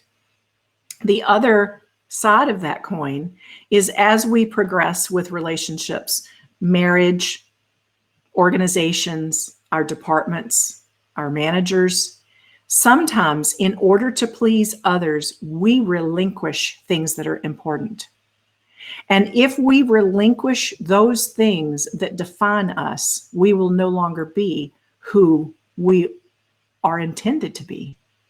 And then the people that are in a relationship with us are going to wonder, where did we go? And even though we gave up that item in order to please that other person, we're going to be unhappy and they're going to be unhappy. And so Dune took us through all of these areas that describe a life journey that I've experienced. When you listen, or you go back and you listen to some of the excerpts from this conversation today, know that transformation does not require relinquishing what is important to you. Transformation means that we mold and meld it. There was a time in my life where I only had time to look at pictures. Now I can take pictures. There was a time in my life where all I had time for was to be in a family. Now I nurture a family. There was a time in my life that I could be in an orchestra. Now all I have time to do is listen to an orchestra. But never at any point have I relinquished the music or the family or the creativity.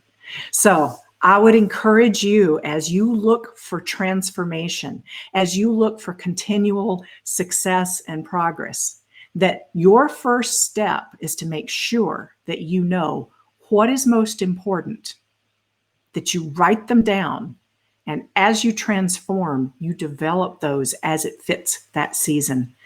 Thank you so much, Dune, and everybody that was listening, for an opportunity to just to go back and reflect.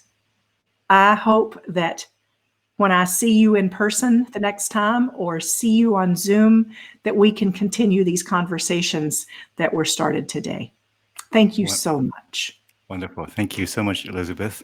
Everybody, you've been listening to Elizabeth George, and again, have a wonderful rest of your day. Thank you. Bye, everybody.